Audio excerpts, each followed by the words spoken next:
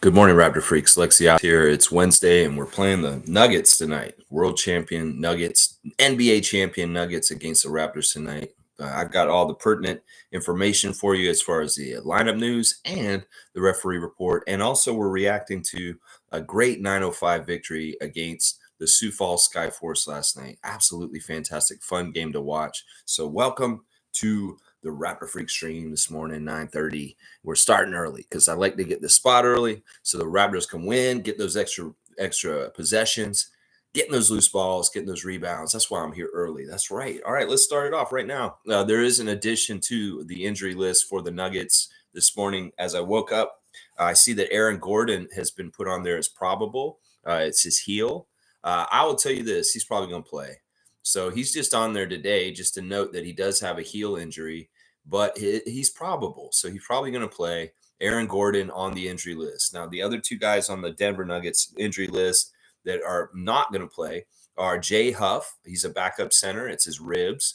And Vlatko Kankar. He had surgery on his left knee, and he is out indefinitely still because he had that surgery. So, yeah, that's the Nuggets injuries. Otherwise, we look at their roster, and it's a lot of the championship guys from last year. You got our guy Jamal Murray is back, and he's been playing a couple games since he just came back. So he's just starting to hit his stride after being gone.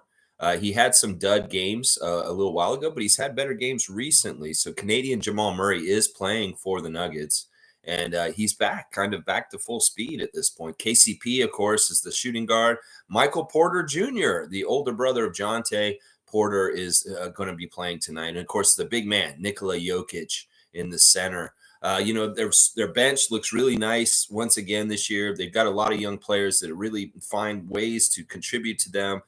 Michael Malone does a good job getting their youngsters to give good efforts and good strong stuff for off the bench. Guys like Christian Brune and Julian Strother. Reggie Jackson, of course, is off the bench for them. Zeke Naji, Peyton Watson, Colin Gillespie is another one of these young guys coming up doing good things. And of course, they got the big old center that's been around that team last year and this year, DeAndre Jordan. So, yeah, that's kind of what we're looking at with the Nuggets. Now, recently, they're kind of what they've been doing streak-wise right now is they have won 4 out of their last 5 games with 1 loss to Oklahoma City. It was a very close 1-point loss to SGA and the Thunder.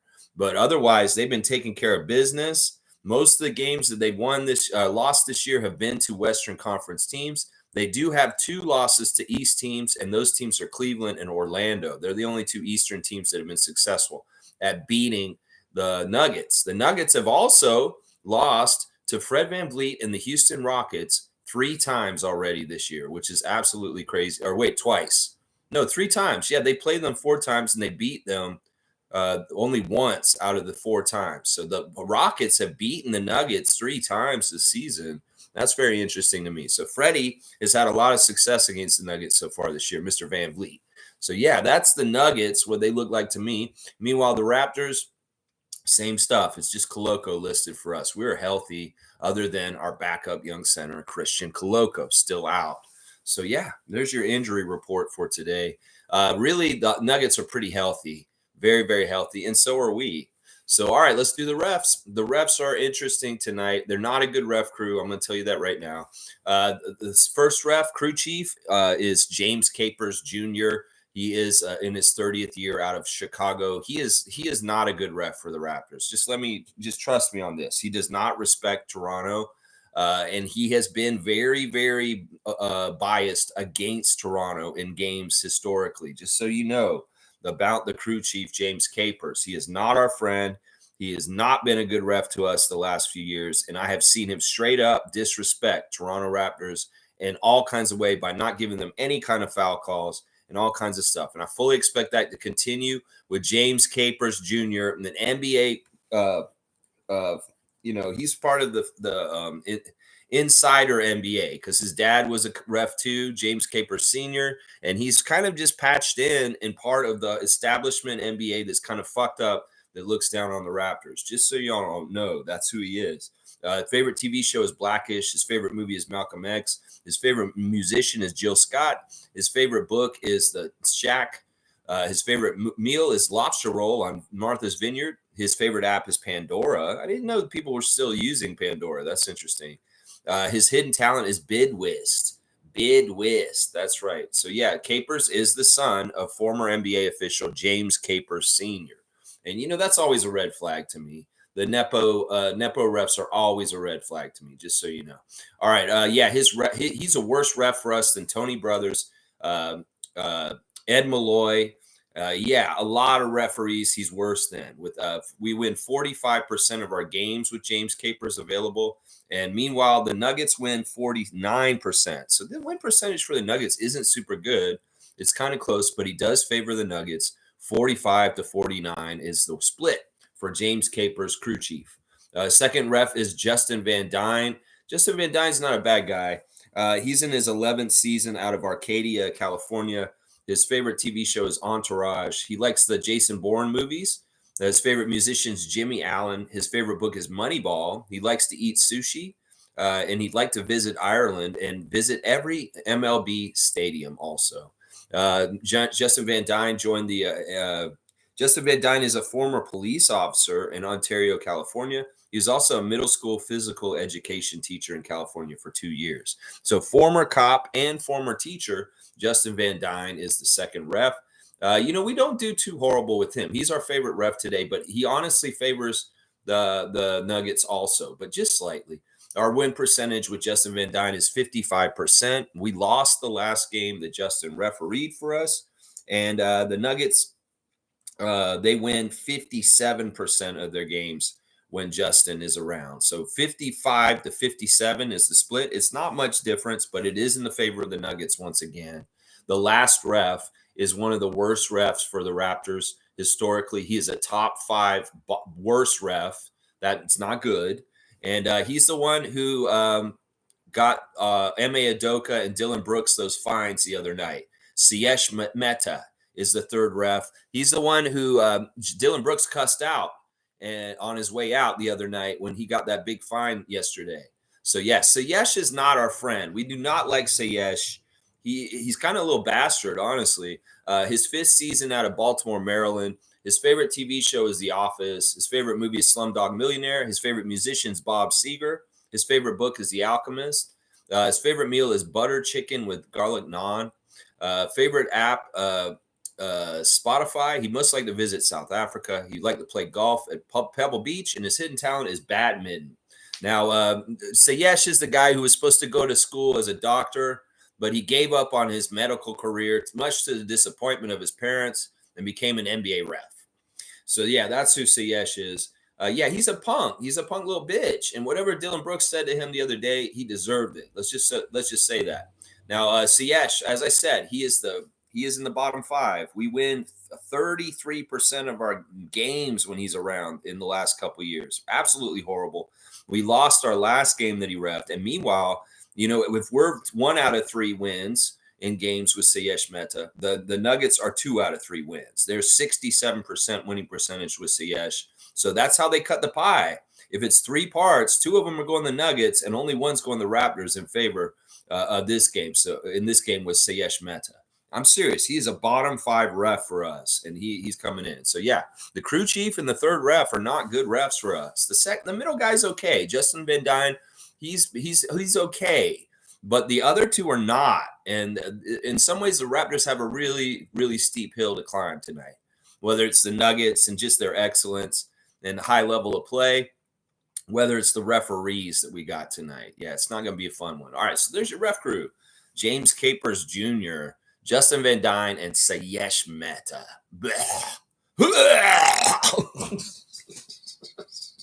All right, let me see what y'all are saying in the chat this morning. Let's see who's here. Trevor J's here first, of course. Commissioner J, how are you doing today? Good morning, Raptors family. Happy game day. Let's go. That's right, Trevor J. And he's saying 905 had another big game. Jonte Porter, he is the real deal. Also, Kevin, those guys rock. Yes. Bring the good vibes back to 905. Also, Kevin O'Banner. Yeah, all right. Well, you give me the cue card, Trevor. I'm going to go ahead and do the 905 check first. So, yeah, let's go look at that right now. My 5 stars for the game, since it was a victory over the Sioux Falls Skyforce, in the game. I have 5 stars. It was a fantastic win. The 905 were winning the whole entire game. They jumped out to a 12-point lead and kept pretty much a double-digit lead the whole entire game, absolutely destroying the Skyforce. You know, that was funny because there were some Skyforce fans in the chat at the beginning of the game. They were kind of talking, but they got real quiet for the rest of the game. And it was totally a Raptor Freak family chat after that. All of us in there, Kareem Thomas, MSJ, Tristan Phipps, Thunderbolt, Firebolt, quite a few Raptors freaks in there last night, enjoying the game, chatting while it's going on. A lot of fun, lot of fun. Now, my first star of the game from last night is Kevin O'Banner. He was insane. Like at one point, I told everybody in the chat, he's NBA Jam hot. You know how an NBA Jam where you could shoot anything and it'll just go through. Well, that's where O'Banner was at some point last night. 11 of 13. He actually was 10 of 10 before he missed. He was 10 of 10, had made all the shots, and they weren't just close shots, y'all. I know he's a forward, and he can get down there close, but he was taking threes a lot too and was 10 of 10. So 11 of 13 by the end of the game, only missed 2 shots, 4 of 5 from 3, made his only free throw, 3 rebounds, 1 assist, 1 steal, 1 block, plus 27, the highest plus minus on the team, 29 points in 33 minutes. Kevin O'Banner, my number 1 star. He was fantastic. In fact, he made me feel good because I've been saying I think that O'Banner is better than Champagny. Well, he got to play against Champagny last night. He destroyed him. He destroyed him. There was one play in particular in the first half where he kicked his ass around the dribble and he jammed it and threw it down on the heads of the Skyforce. Kevin O'Banner, you're my hero, bro. And you were awesome last night. In fact, if this is the showcase, the winter showcase in Orlando to show off who you are to the NBA scouts who were sitting around the whole table like they were bettors at the horse track down the street at Woodbine. Yeah, they saw you, bro. And in some ways, this is the thing. As much as 905 did well yesterday, in some ways I'm scared because there were a whole bunch of people looking to poach people from 905, and they played so good that there's a lot of our players that are going to be coveted by the rest of the league to be possibly snatched up in 2 ways and other ways around the league. And Jonte Porter was one of those kind of guys that we got from Motor City Cruise. Well, some of the 905 guys played so well last night. I fully expect them to be on the radar of some of the major teams, the NBA teams that were there watching them in Orlando yesterday.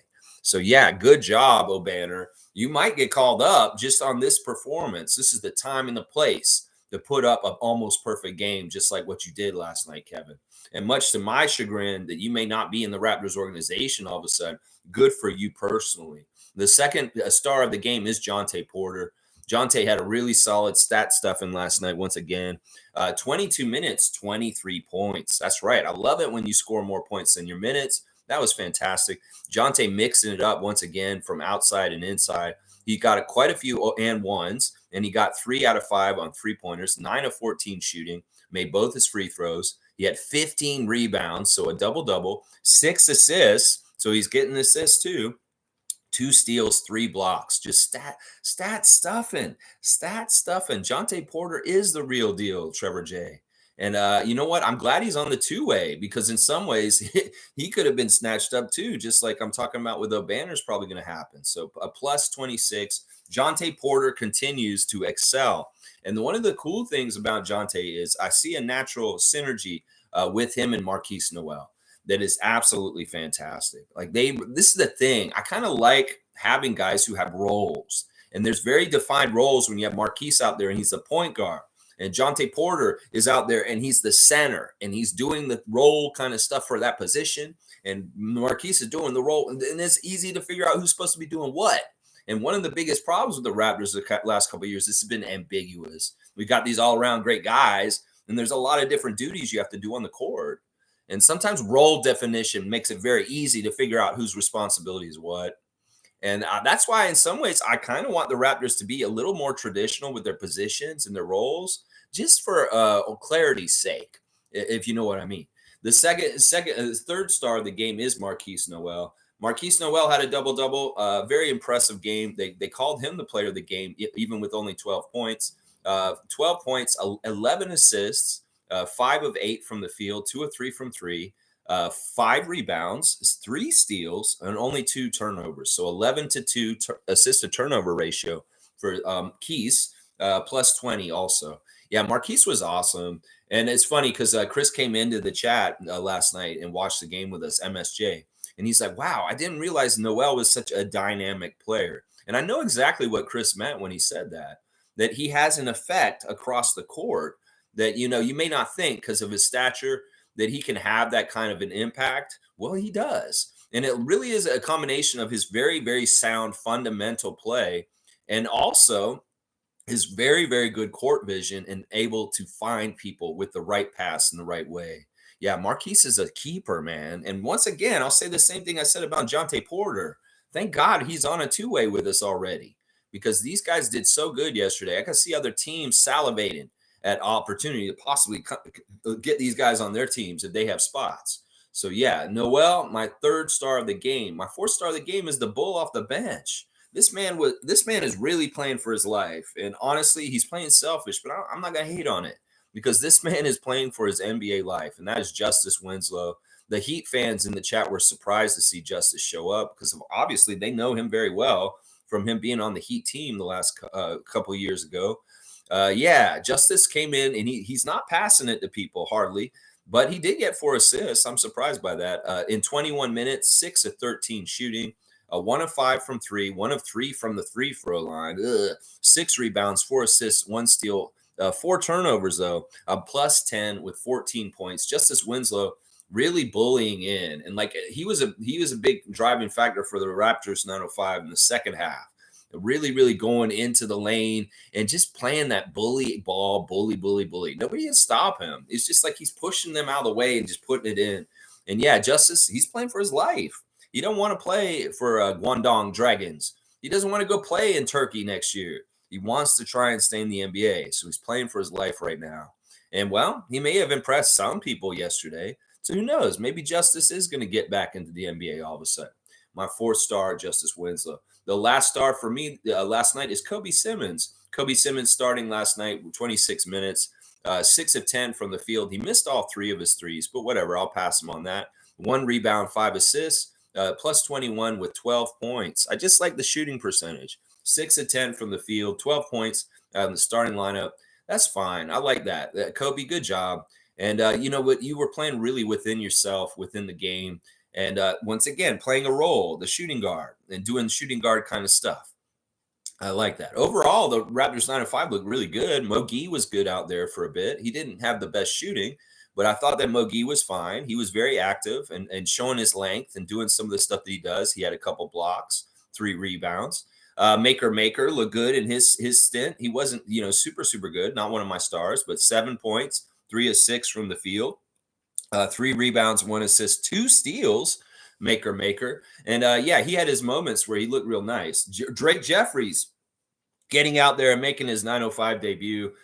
He was interesting. He only took 2 shots. He made 1 of 2, 3 pointers, 3 rebounds, 3 blocks though for Drake Jeffries. And I'm calling him Aubrey Jeffries, just in honor of our global ambassador, brand ambassador. Miles Burns got out there for a little bit. He didn't look too good, but he got 2 points.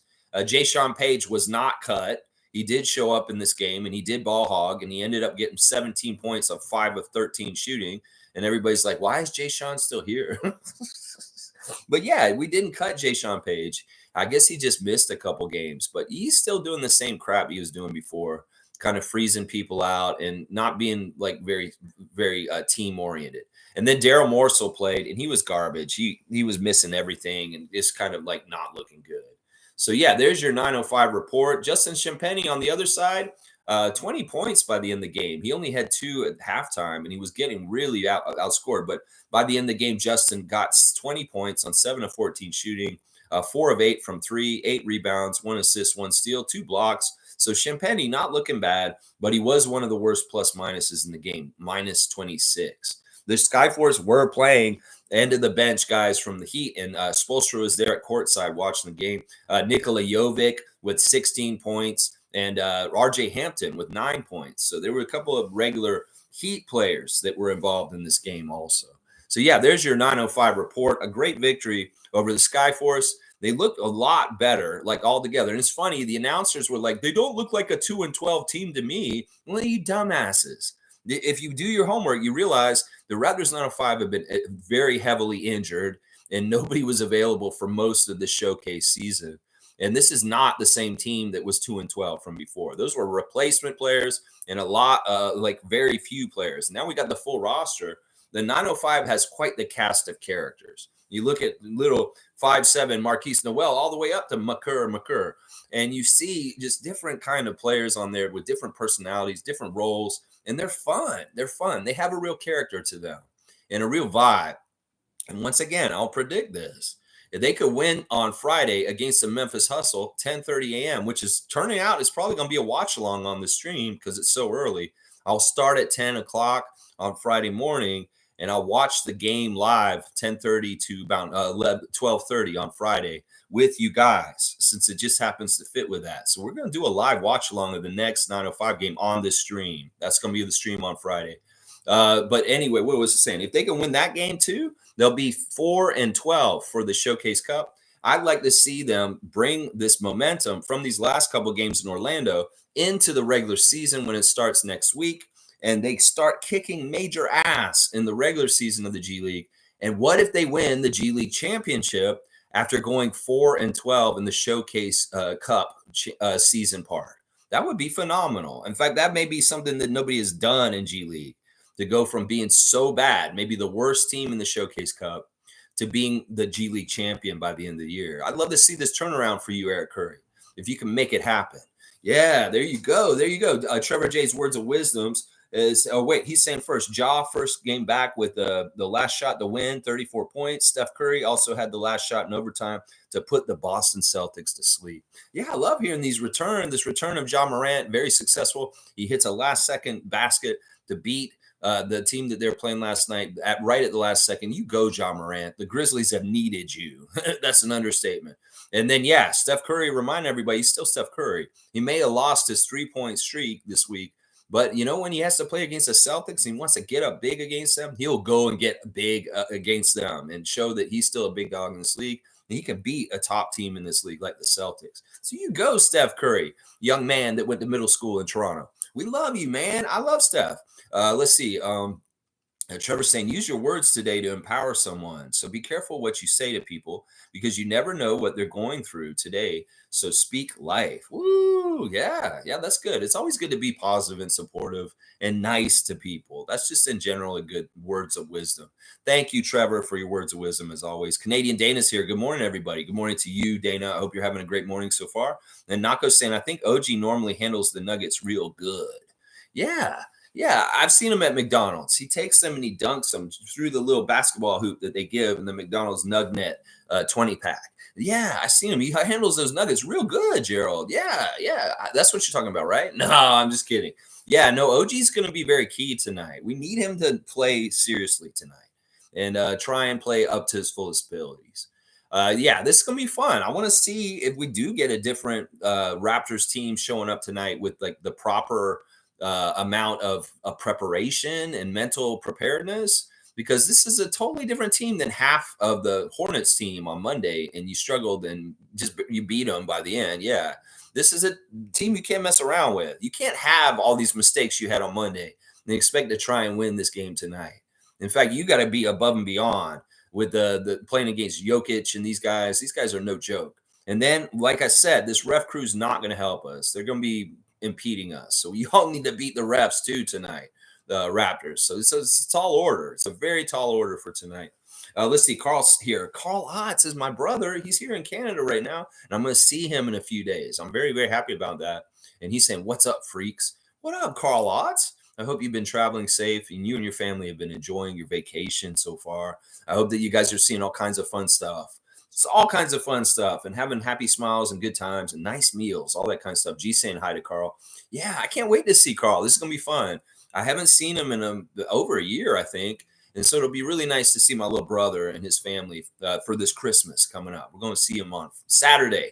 He's going to the Utah Jazz game with me, y'all. That's going to be so much fun. Getting to go to a Raptors game with my brother and his son and his daughter. It's a dream come true. I've always wanted to share a Raptors game with my niece and nephew. And so I'm going to get to realize that dream on Saturday. That's going to be fantastic. Bryce is here. Good to see Bryce Lawson holding it down in Kentucky for us. You go, Bryce. You go. We had our old Kentucky coach here the other night, Dwayne Casey, talking to us, and we were like, man, can we get him back? Man, we love Dwayne Casey, a great Kentucky Wildcat. Dwayne Casey, our former coach of the year. Yeah, good morning, Raptor Freaks. Hope you all have a blessed day. And let's improve in one thing today and keep it consistent. I love that. That's a great wish for the team, Bryce. They need to be consistent. That consistency is the only thing you can battle a team like the Nuggets with. If you are not consistent, well, you're going to lose. You're going to lose. And Bryce knows that from the land of basketball in Kentucky. He knows about consistency and fundamentals are important in the land of Tubby Smith. That's right.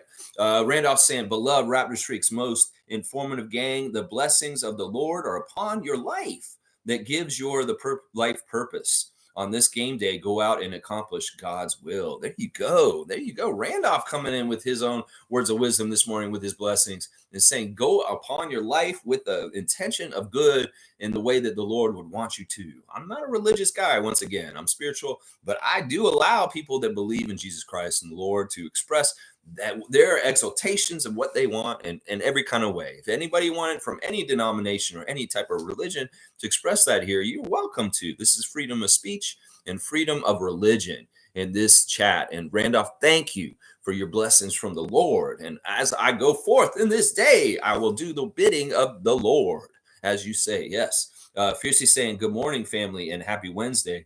Let's get the Nuggets tonight. We seem to have had their number the past few games we played them. This is a good point by Fiercey. Holding it down in Ottawa. Scotty Barnes, Twitch family. Love you, Fiercey Salsera. Yeah, we've played the Nuggets very well. In fact, last year we should have beat them both games, except Scott Foster robbed us of a game by ejecting Scotty Barnes right at the end of the game. And the other game, we beat them good. So, yeah, we've handled the Nuggets pretty well, not just last year. I think we've done pretty good against them. Even I can remember a road trip game against them where we beat them before a back-to-back with Phoenix. That was a very good win over the Nuggets on the road a couple of years ago. So we've had some good success against the Nuggets. In some ways, the Nuggets can also be caught off kind of on an off night sometimes. Like, they're very good, don't get me wrong, but there are nights where it seems like they're maybe like kind of in the doldrums of the season. They're not their top best. So maybe we can hopefully see them kind of slacking over here on this side of the border tonight. We'll have to see. Either way, this is going to be a test, and the Raptors can't take this lightly. And they really do need to come into this game very, very prepared and really ready to do everything exactly perfect. Because honestly, it's going to take a perfect game from y'all. And y'all can't be screwing around with turnovers, missed free throws, and missing your open shots. And you especially cannot mess up on your defensive assignments. You guys need to do this. In fact, it was interesting. Dennis is on the stupid show again with Will Liu and Blake Murphy, and he said it straight up. Y'all can't be asking for lineup changes until we actually do things correctly. And Darko has to assess whether this lineup is good for doing this stuff. And when people actually buy in and do the defensive system or offensive system he wants done.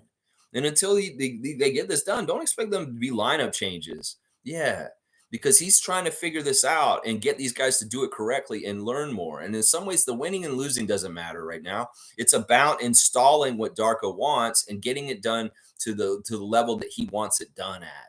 In some ways, the Raptors aren't cooperating. They're not playing good enough basketball to really see the true vision of Darko's. And that's the problem here. That's why I keep blaming the players, because they're not playing up to the level that Darko needs for him to try and see if his system's working. Now, if the system's not working, of course he's going to change it. And y'all may say, well, the system isn't working. Let's say, no, the players are not doing the system to their best ability, and that we can't really know what's going on with the system. That's basically what Dennis told those jabronis yesterday, whether they listened or not. And then Will Liu straight up admitted he's trying to cause beef for Dennis by bringing up people like Jeff Teague and Draymond Green, and even alluding to the fracas between OG and Dennis himself. Yeah, you guys are assholes. And we know who signed your checks, okay? You miserable fucks. I even wrote them a message in the chat, in the messages underneath that clip saying, you guys look miserable and like awful. And that's what being a hater gets you. You look like a hater and you look like you hate your life is what it is. And that's why I said, look at Blake Murphy. He looks like he's in a goth band. He's so miserable looking right now. I don't know what's going on with him. You got personal problems right now, Blake Murphy. I wish you well in getting over them or getting through them. If you need to stop drinking or if you need any kind of help, I know people that can help you. And if you need to just like be more happier, well, let's stop being such a miserable fuck and a hater. And then maybe you can be a little more happy. I mean, seriously, it's crazy what's going on with you guys. You guys really are like turning Sith in my eyes. Will Lou and Blake Murphy. You guys really are like little dirty men for Ed Rogers III. And I'm sick of it. You go ahead and do your little trying to pull things apart. You go in and just criticize Darko needlessly too early with an uneducated kind of stance to influence other people around Raptors Nation to hate him and think he's a bad coach because you want this whole thing to go fall apart. Because ultimately, the guy who signs your checks, he hates our boss, Masai Ujiri. And if they fail and do bad, well, he can get rid of them. And that's what y'all are trying to do. Information war. Tell all the common Raptors fans out there on Sportsnet that Darko sucks and he's failing and he's a mess up. Well, that's your game plan. I see right through it. And I just called you out on it. Yeah, I just called your game plan out. Yeah, you fucks doing the dirty work of Ed Rogers III. Yeah, we know what you're doing. You can act like you're just fun guys on TV talking about Raptors, but we know what you're doing. And we're not dumb. Real Raptors fans know what you're doing. And we reject y'all as positive people covering the Raptors because of the way you're going about your business. Really, seriously. All right, let's keep going. Let's see. G. San Curry put the Celtics to sleep. There you go. I love hearing that in the morning. I went to sleep and I got up this morning and I heard that what a nice guy Steph Curry is to tuck little Jason Tatum and them into bed. Oh, what a nice guy. Maybe give him a little story. Maybe they chopped up little apple slices and here you go, Jalen and Jason, little apple slices you can eat and then go to bed. Go to sleep. That's right. I like it. I like it. That's pretty good. All right, let's see what else is going on here. All right, let's see. All right. Oh, looks like Tom's here. Tom's here from the 905 chat. Yeah, I'd like to see Tom coming in and checking out our stream this morning. Let's see. Super fan Monique Lawrence is here. The greatest super fan Monique Lawrence. We love you. I hope you're doing really well. She's saying, keep good morning, Raptor Freak family, and happy game day. Let's keep the win streak going. Stay focused. Yeah, I'm with you, Mo. Are you going to the game today? I know that you went on Monday, and that was a big W. Thank you for going down there. I hope you're getting to the game today. If you're not, I just hope you have a great day either way. But yeah, this is a tall task. It's the Nuggets, and it's a big deal. I mean, these guys are the current champs. They may not get the total respect that they deserve from the NBA overall, as I think they should. Because honestly, if a team's not the Lakers or the Celtics or the Miami Heat or something like that, that the NBA really doesn't market or push the team deservedly in the way that they deserve. The Denver Nuggets are the NBA champions right now. And sometimes this and the way that they treat them is not right. It's not right. Just because it's a smaller market, just because they just won their first championship, doesn't mean you need to belittle it or demean it. And the way that they treated us when we won our championship is very similar. And then also the way that they treated even the Milwaukee Bucks after they won their championship in recent years. These smaller markets, these not as big marquee cities, we really get the shaft in our victory lap of our championship year because they don't market us correctly. And I hate it. At least that they are doing a little bit better with the Nuggets this year than they did with us or the Bucks in years past. So yeah, you really don't treat people equally, NBA. And I'm sick of it. I'm really sick of it. It's very much you have privilege for the Celtics and the Lakers. And then the rest of the league is really somewhere else in this whole thing. And this will teach you how privilege works in society with individuals. The way the NBA treats different teams in the league is different. It's very, very different. Let's see. Let's keep going. Cool Cat is here. Good to see Cool Cat. Another great Raptor freak. Hopefully she's going to the game tonight. Maybe she's been picking up tickets the last minute, getting down to the building and getting to see as much of this edition of the Raptors while she can before maybe the Raptors front office does any moves. There could be some moves coming up. I know there's a deadline for Siakam coming up on December the 30th, apparently. Some decisions with Siakam may come before the 30th of this month, y'all. So be ready for that. Carl Lotz is saying we're on the train to Quebec City. See, I told y'all they're up here in Canada right now. My little brother resides in Atlanta, and they're doing a little tour of the province of Quebec right now. And I love it. You're on a train. He's on a train in Quebec. I love it. That's awesome. David's dapping that. David likes that. Yeah. Fiercely saying, yes, Trevor J. the buzzer beater by Ja and that dagger by three by Curry. Exciting basketball. Which Raptor will step up tonight against the champs? Looking forward to the game. Yeah. Yeah, I'd like to see Gary continue his great play from Monday. Obviously, Gary Trent Jr. finally showing up and doing some really productive stuff is a welcome sign. And hopefully he can build on it in this game. I really do hope so. And of course, we want to continue to see the exemplary play by Scotty Barnes. His energy and aggression and his talent is on display right now. And they started the All-Star voting yesterday, guys. And I've highly encouraged all Raptor freaks, all Raptor fans out there to vote every day and vote for Scotty.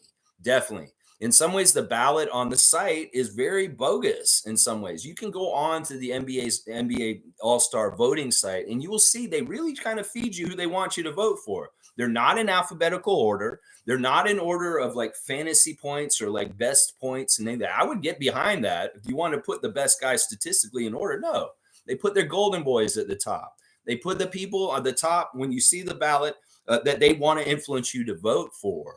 And it really is. You got to find Scotty. You got to go like 5 rows down. So there is ways that they're going to try and manipulate it to make it harder for certain people to get on the starting lineup for the All-Star. So let's beat that. In fact, there's a lot of already on the first day of voting, a lot of people showing that they're voting for Scotty, and they have nothing to do with Raptors Nation. And that's the way it should be. I'm telling you, if he does certain things with his talent and he has certain stat lines and he plays certain ways, has certain highlights, the rest of the NBA will wake up and NBA fans will vote for him. And hopefully he will get the start in this game. I see it. And the other thing that's weird about it is he's not listed as guard. It was weird. Like a couple months ago, we were saying Scotty's not a guard. He's a forward. The way he plays in the lane, he's a forward. Well, the NBA has officially declared him a forward because he's not eligible in the guard category. Now, I would say that's messed up in some ways. Is that messed up, Lex, or no? Actually, it actually helps him because think about this. There's 5 positions on the All-Star team. There's 2 guards and 3 front court. So by switching him to a forward and being him involved in the front court, he has 1 out of 3 chances instead of 1 out of 2. And that's much better chances for him to start in the All-Star game. Right now, I'm going to predict that the starting lineup is going to be something like Damian Lillard, Tyrese Maxey, Embiid, and Giannis, and Scotty. And Scotty's biggest competition to make the All-Star game is the Celtics' Jason Tatum. So we got to beat Tatum, y'all, in the All-Star voting. So let's get some help from Laker Nation. Let's get some help from K-pop fan bases, Swifties. Let's get whoever we can get to hit that app and start voting the hell out of Scotty Barnes. Like crazy, crazy, crazy. Do it today. Do it now. And I always fill up the whole ballot with either Raptors, current Raptors, or former Raptors. Like Kawhi's going on my ballot in the West, stuff like that. So, fill it out every single day, and especially on days where double votes count. But yeah, that's what Scott's kind of up against. Is I see Jason Tatum as his biggest threat to getting that 3rd spot. We know Embiid and Giannis are going to be starting. We know Maxey's probably going to be starting this year. And I'm not sure about the other guard. It could be Lillard. It could be maybe somebody like Brunson. I don't know, Trae Young. But in some ways, Scotty being a forward is a big switch quickly all of a sudden because they were calling him a guard just a couple of weeks ago. Now all of a sudden he's fishy. He's a forward. Well, I'll take it. There's 3 all-star forward spots, and more likely he's going to get in that way. Now, I think also if he doesn't get voted in by the fans, that they will pick him, the coaches. The coaches have their eyes open. They scout for him. They understand like his growth spurt and his leap this year, and they see how he's playing. So I think that he's a shoo-in to make the all-star team no matter what. But I'd like him to start along the lines of the history of like Vince Carter getting voted in as a supremely popular Toronto Raptor. So hopefully this is what can happen with Scotty because he does have that mainstream appeal, and those highlights will really help. Trust me, they will really help. Oh my gosh, yeah. Yeah. All right, let's keep going. Let's keep going. G saying watching the 905 was fun. Jonte Porter's friend Tom will be joining us tomorrow. He said he's going to join us today. G's right there. He said, "Good morning, guys. Good morning to you, Tom. Family friend of the Porter family. And I'm glad you're here this morning for our preview. Of course, we're playing Michael tonight here in Toronto. And yeah, it's going to be exciting. I really have a lot of respect for the Denver Nuggets. When they won the championship last year, I was very happy for them. I feel like that community and that franchise needed their first NBA championship. So I was so glad to see them get it finally. I'm not a hater of them. In fact, I supremely was happy that they came through and won the NBA championship last year. There were all other teams that I did not want to win, and the Nuggets were the team I wanted to win. So I'm very, very proud of their championship. We're proud of Kitchener's Jamal Murray and the great job he did in his part of it. And of course, he's a great Canadian. We celebrate him being a champion also. So yeah, we're excited about tonight's game. There's not a lot of animosity from me towards the Nuggets. I love that franchise. I love Nikola Jokic. I think he's an amazing player. He truly is the best player in the NBA today, the best NBA player, the best basketball player in the whole entire world right now. And yeah, I'm excited. It's a joy in some ways and a privilege to get to watch our team play against such a great talent like Nikola Jokic. All due respect and love to Tom and the Porter family. And Tom's been dropping little information about Jonte and Michael Porter Jr. in the 905 chats. And we appreciate you being here this morning, Tom. We do this every morning. I'm weird, man. I love the Raptors so much. And I feel like there's been a lot of toxic negativity around our fan nation. I'm sure there's a lot around all 30 teams, fan nations. But we wanted to fight against it by being real fans that really root for it in a positive way and wanting the best for the Toronto Raptors. So, yeah, that's kind of what we're doing in 905 when we're in that chat. We're sometimes fighting the information war. But, yeah, Tom, I'm really happy to see you here this morning. David's giving you a dap, bam, bam. He's saying, Tom's saying most, if not all teams, two-ways contracts are full. Yeah, I know that in some ways it's kind of like a long-term scout, I think they do with this showcase. And then also, things happen. Things happen like Ron Harper Jr. recently with us injuring his shoulder for the rest of the season. Well, in some ways, sadly, we had to cut him because we needed the usage out of that two-way contract for depth, especially with a guy like Koloko on the shelf. And that's why we got Jonte. So it's a weird thing. Like they have to be ready just in case, I guess, and have all their information just in case something happens. But yeah, you're right. Most of the two-way contracts are full. But, the league's always shifting. An opportunity comes up at weird times. So it is important to showcase for them to go and look and see. And who knows? I don't know if Kevin O'Banner will get snatched up. It could very well be, though. I mean, the way he played last night, holy crap. They were saying, those announcers were saying the Sioux Falls Skyforce announcers, I think they were the whatever announcers. The lady was pretty funny with what she was saying. They were saying that Kevin O'Banner was probably the best player they saw that day.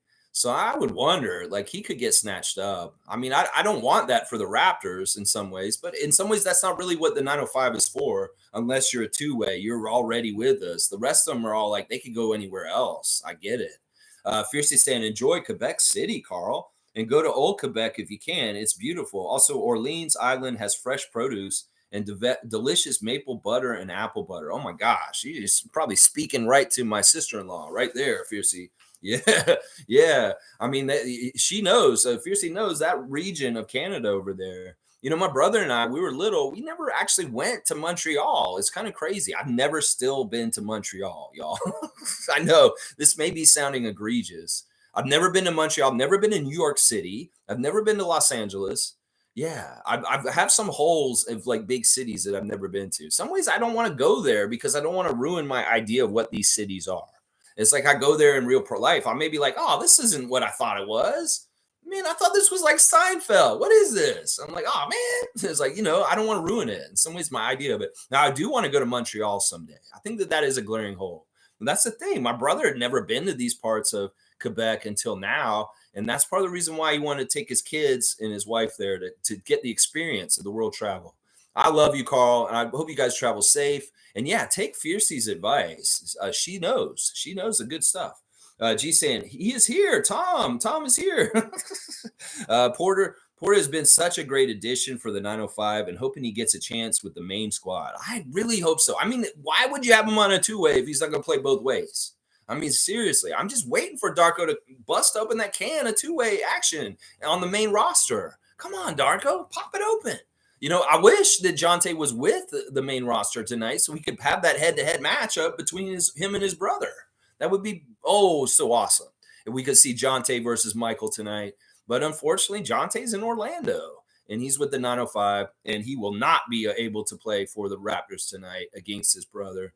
But you know what? Listen, we're going to circle back, and we'll go on a West Coast road trip. I don't know if they'll send the two-ways with them, though. They may be really stuck to the 905 this year. I mean, I hope they get this matchup. I'm sure the Porter brothers have played each other already at some way, somehow in the NBA. Tom could probably tell me. But you always want to see those fun kind of matchups between brothers, whether we want to play Minnesota and we got the McDaniels matchup. We had the Champagne matchup for a while, Julian and Justin. Those are always kind of fun matchups. And it's a shame that the Winter Showcase happens to happen right when Denver is visiting Toronto. It is what it is. It is what it is. Let's see. Tom saying, yes, you would love it. You would love it. That's right. Let's see. Jillian saying, morning, y'all. Good morning to you, Jillian Moody. Another one of our great Raptor freaks holding it down in the Ottawa region over there in the eastern capital, in the capital of Canada.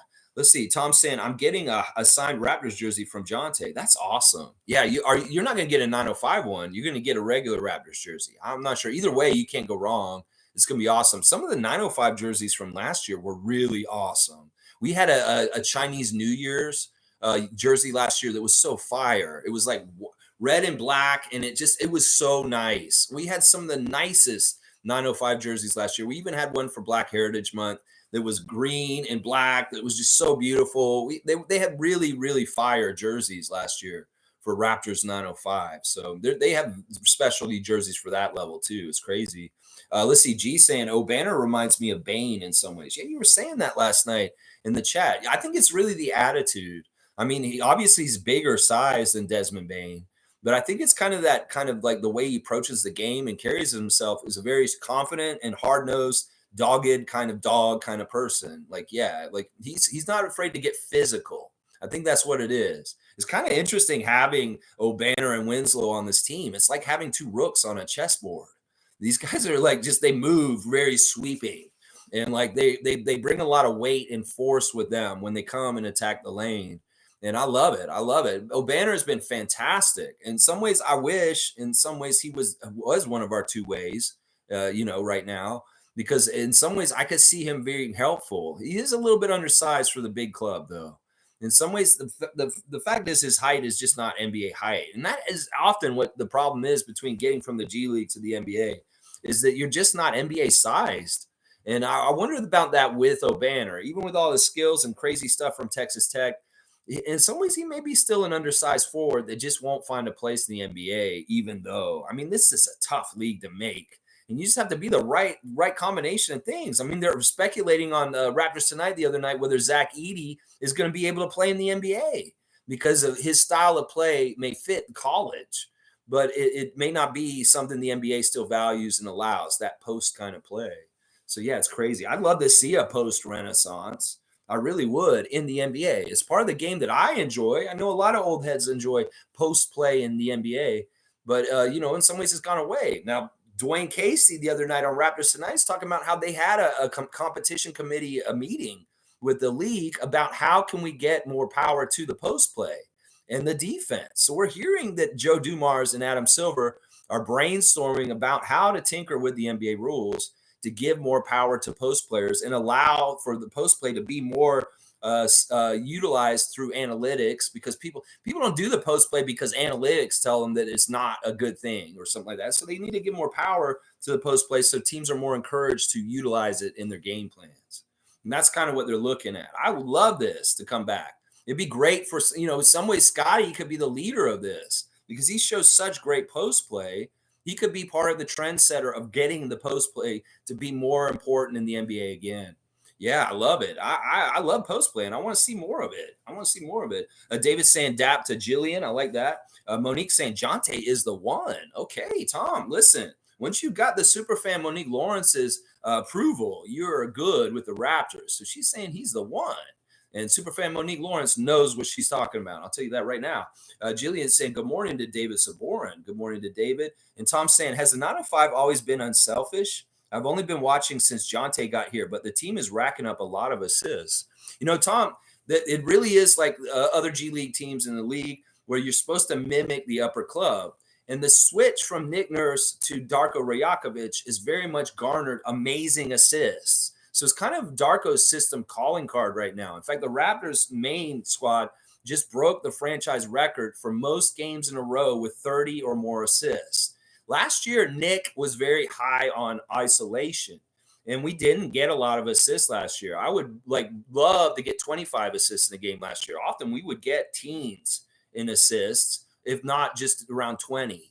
And that was very much selfish ball last year that Masai Ujiri wanted to end after Nick Nurse. Well, Darko's come in with more of a European style with some FIBA flavor to it. And we're seeing our assist numbers shoot up. And I think that this is Eric Curry using Darko's system on the 905 level that's garnering this. And they're doing it the way that Darko does it on the main roster. So that's really what it is. Now, those assist numbers were not there before Jonte showed up, but that's mostly because the talent and the players that we had playing for 905 were very bad, and they were fill-in players. Quite often in a lot of these showcase games, when we lost, we only had 7 guys suited up, the very minimum. And none of them were our marquee guys like Marquise Noel or Mohamedou Gueye, Maker, Justice Winslow, Daryl Morsell, Ron Harper Jr. All these guys were hurt, and we would go out there with our replacement players in our starting lineup. So there was not a lot of assists being garnered before either, just partly because the talent was so bad and all of our guys were hurt. So this is really night and day with how the 905 games went most of the season. Monique herself and I were well, do we want to even watch this stuff? And at a certain point, Monique was like, I don't want to watch 905 anymore because it's hot garbage. So this has been very recent that the 905's done very well, and it has coincided with your guy Jonte showing up. And he's been a big part of it, the success and the really nice assists we're getting right now. So it's really a mirroring of Darko's philosophies and Eric implementing them on the farm team. David's saying, no, there used to be this selfish fuck named Fred who played for them several years back. Man, don't dump on Fred, David. There's no reason to do that. Fred is a great Raptor, a legend, and we love Fred VanVleet and what he's accomplished and things he's done in his career since with Houston so far. Come on, David, be nice. And actually, when Fred was on the 905, they shared the ball very well. I mean, they had Norman Powell and Pascal and Jakob on the team with him, and DeLon Wright.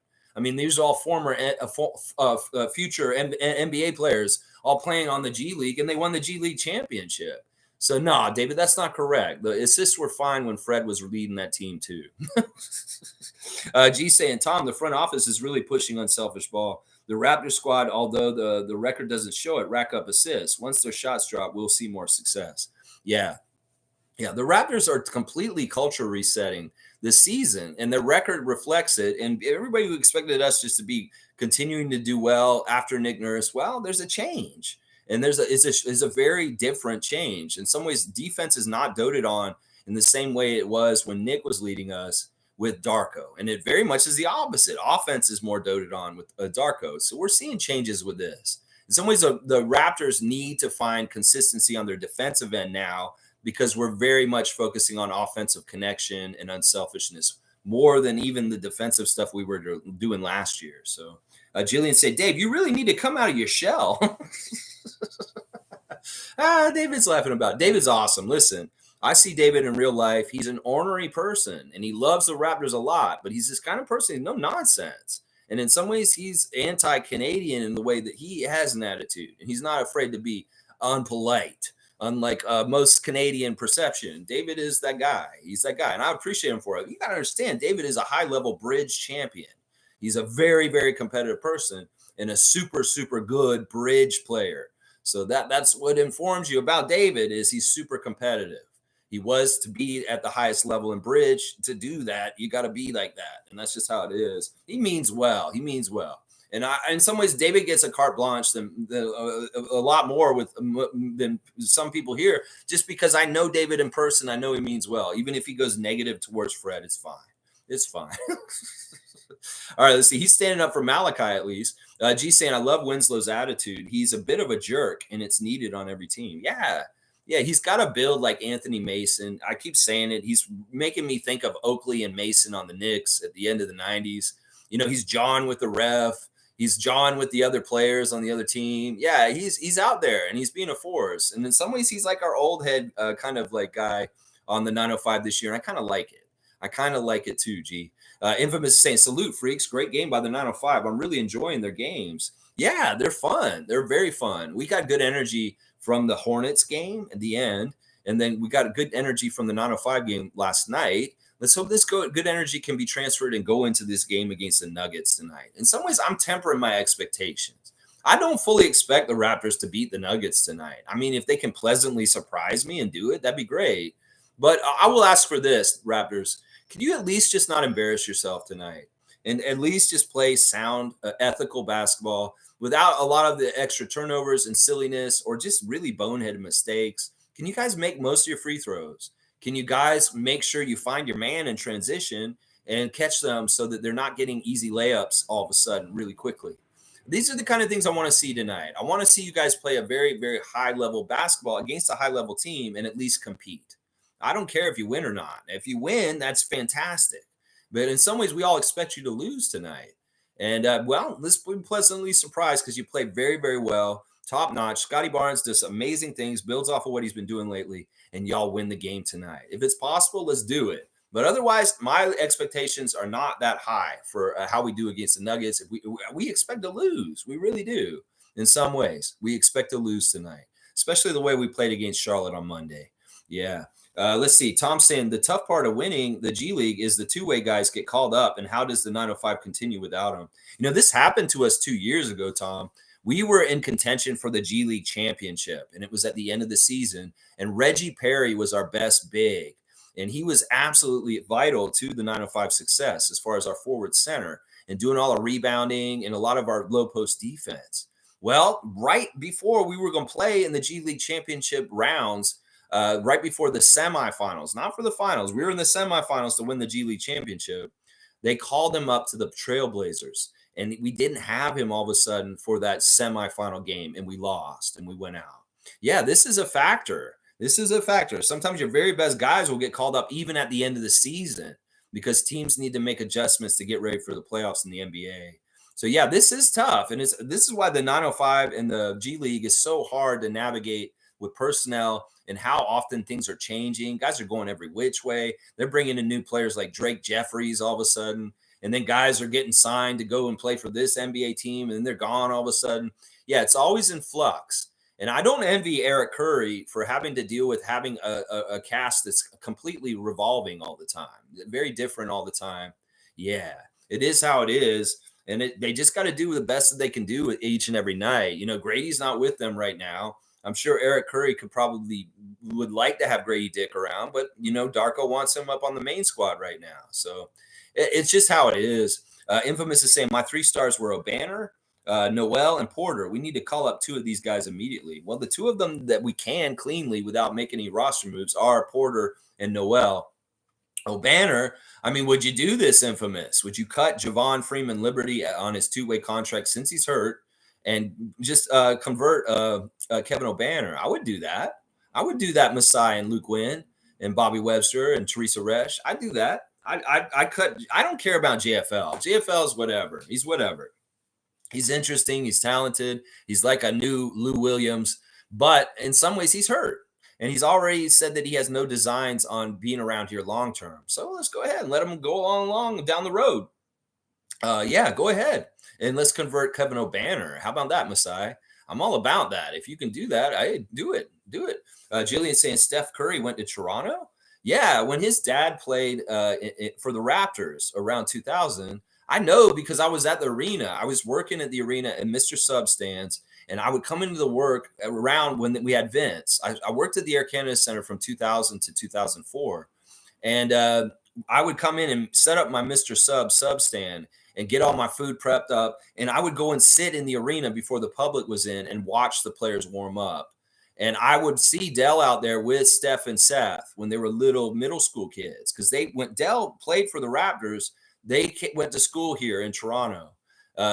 Steph Curry was going to middle school in Toronto and had a lot of like his games and development happened here with Toronto coaches. I don't know how many people know that, but yeah, I watched those kids play when they were little, when their dad played for the Raptors. And I saw Steph Curry hitting threes, like NBA threes, like at his height. And I was like, that kid's really good. He's not missing any of them. I was like, that kid's going to be the NBA. And little did I know, saying that around 2000, where he would be at this point 23 years ago. It's pretty amazing, actually, honestly. Fiercely saying Raptors 905 live watch along alert Friday, December 22nd. Boop, boop. She's putting on blast. That's right. We were talking about it last night. I'm like, if the game's at 10:30 and I'm on streaming at 9:30 till like almost noon anyway, why don't I just live watch along the game? Who knows? And maybe I might even have a co-host. I don't know. Adriana's going to be here with me. I don't know if she'll want to be on camera, but yeah, maybe I'll be watching the game with you guys, and because it's live and there's no delay, it'll be easier for me to do a live reaction watch along with it. But you'll have to have both of the game and me on the screen, because I won't have the screen of the game on my screen, of course. So you have to have a double duty. If you want to hear me while I'm talking during the game, that's what it's going to kind of be. So yeah, this is going to be fun. Yeah, watching FIBA this summer was fun doing it. So let's try it with a 9:05 game this week. Friday morning. The stream will start a little later. We're going to start at 10 o'clock. I'll do a preview for the Philly game with the Raptors and Wells Fargo on Friday night for a half an hour. And then when the 9:05 game comes on live, I'll start doing live commentary during the 9:05 game. All right, cool, Fiercey. That's going to be fun. That's going to be a lot of fun. David likes it. He just dropped the 20 note on me. Thank you, David, for the super chat. My great supporter. David is really a big, huge benefactor to me, and I really appreciate you, David. He likes the idea of doing another watch along. I can tell. Cool Cat saying Porter is already NBA ready. He was drafted to Memphis, but injuries is why he was out of the NBA. He trains with his brother, Denver Nuggets Porter Jr. Yeah, Cool Cat. Yeah, we've got Tom. Tom is an expert on the Porter family. He is a family friend. He's known the Porter brothers since they were little kids, apparently. He's got pictures of him at their sister's wedding with like a 10-year-old and a 12-year-old Jonte and Michael Porter Jr. So, yeah, he's been filling us in on all kinds of stuff about Jonte since he showed up at 9:05. And Tom's been in the chat with us on the 9:05 games the last couple weeks since Jonte showed up. And that's how kind of we met him and got to know him. He's been a great resource of information about both those brothers. Like really interesting stuff he's telling us. You know, Jonte's a really, really smart guy. And I love his personality. Seems like he's very giving and very unselfish. You can tell the way he plays the game. And then the other thing that I love that Tom told us is that he's a very sound business investment kind of person. Like he has a lot of investments and financial interests, and he's very successful with this. Now, that's a great thing for NBA players because sometimes they come in, they make a lot of money and they blow it really quickly. So it's very smart to be smart about your money. And especially if you can take some of your money from the NBA and turn it into more money by successful and smart investing. There you go. Jonte Porter. That's what I'm hearing from Tom. So yeah, it's very interesting stuff. Yeah, he had his spot in Memphis. And this is once again something that he has a leg up with us in our organization is he's familiar with Darko. Because he was in Memphis when Darko was there. Darko knows Jonte. And in some ways, that may be kind of like an ace up his sleeve. He's kind of holding. I wish Darko would bring these guys up and kick the Raptors regular guys in the ass to get them motivated more. Like start saying like Noel and Porter are here because you guys aren't playing the highest level. These guys are going to come out and play better than you, and they're going to take your minutes tonight. I wish he would do that. I wish he would do that because in some ways, I feel like some of the Raptors are getting earned minutes. They're not earned. They're given. And I'd like to see somebody come and push them to be more competitive and play at a higher level because they are coming to take their minutes and spots. And I feel like Jonte Porter and Marquise Noel could be those kind of guys. I'm just wondering when Darko's going to pull that ace out of his sleeve and say, this is Jonte Porter. I know him from Memphis, and I want him to be playing for the Raptors tonight. And he's going to show you guys something.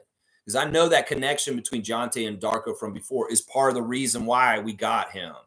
Darko probably told Masai, I knew this kid from Memphis. He's really interesting. He's smart. He's very unselfish. I like him. He's got a lot of tools. You go get him. And Bobby Webster's like, yeah, whatever you want, Darko. We got him. Boom. Jonte Porter in a Raptors 905 jersey. I could very much see that the recommendation of Darko Rajakovic factored into his arrival here. I mean, it just makes sense. It makes sense completely.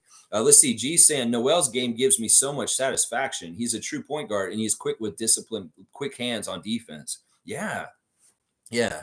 You know, that's what he said. Like to do anything at his height, he has to be absolutely perfect. He has to want everything so much more than everybody else. And it really is important that he plays very sound, fundamental basketball because if he didn't, he'd have no place being anywhere near the court he played on last night. That's just how it is. It's a cut and dry, cruel world. If you're 5'7", you ain't getting nowhere near the NBA unless you are perfect at everything else other than your height. And that's just the damn truth. And you know what? He's doing it. He is very fun to watch. First of all, his stature is so like stark on the court. Obviously, he's so short. And then you see some of the stuff he does on the court, and you're like, you root for him like he's the underdog. Obviously, he's a very natural underdog. And a lot of people can get behind rooting for him and wishing him well because you want to see that little guy go. In some ways, if you're in general a Raptors fan, in some ways you are come from an underdog mentality right away. So in some ways, Marquee is the epitome of what a Raptors fan and being an underdog is in a person.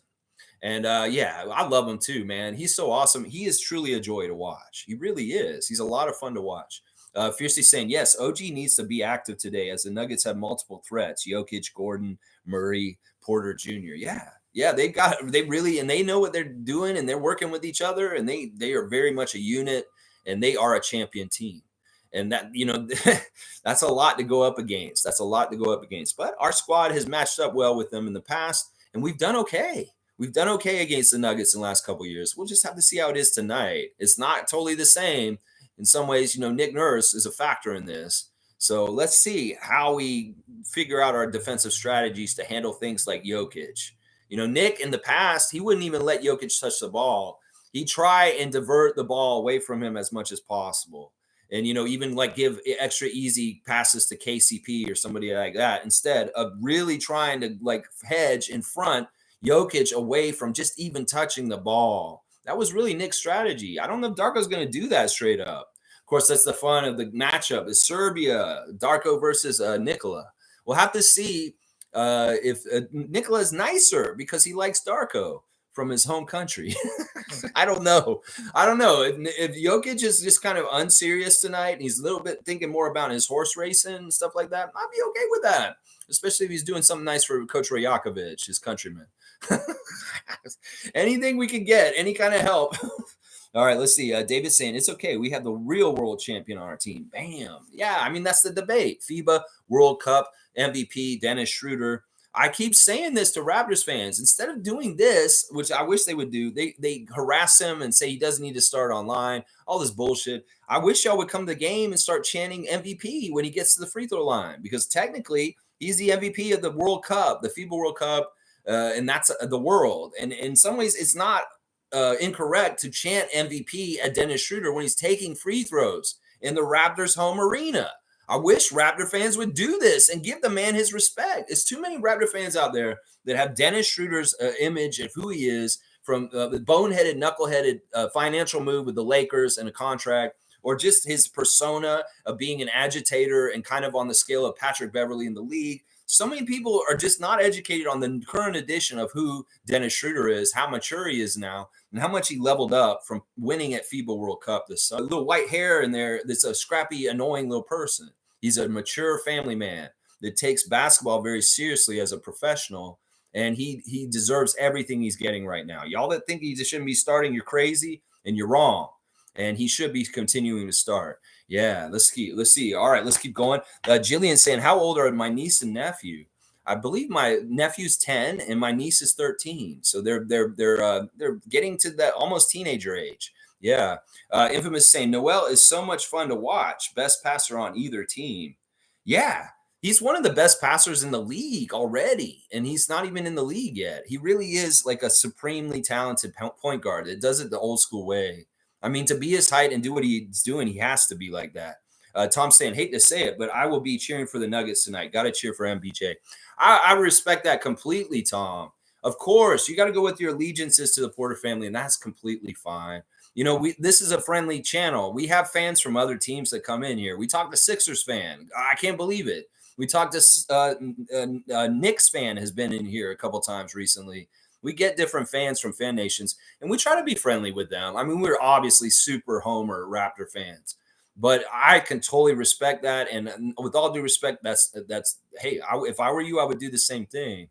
I would do the same thing, but it's all good. I know that we like having you in the Raptors Nation with Jonte and the 905, but I get it. This is your allegiance, and you have to follow through with it. It's no problem with that. You're totally welcome, and we love that you're loyal. How about that? G saying, laugh out loud, Tom, as long as you cheer for Jonte when he comes up, we are good. Yeah, your spell check's spelling him Joyner.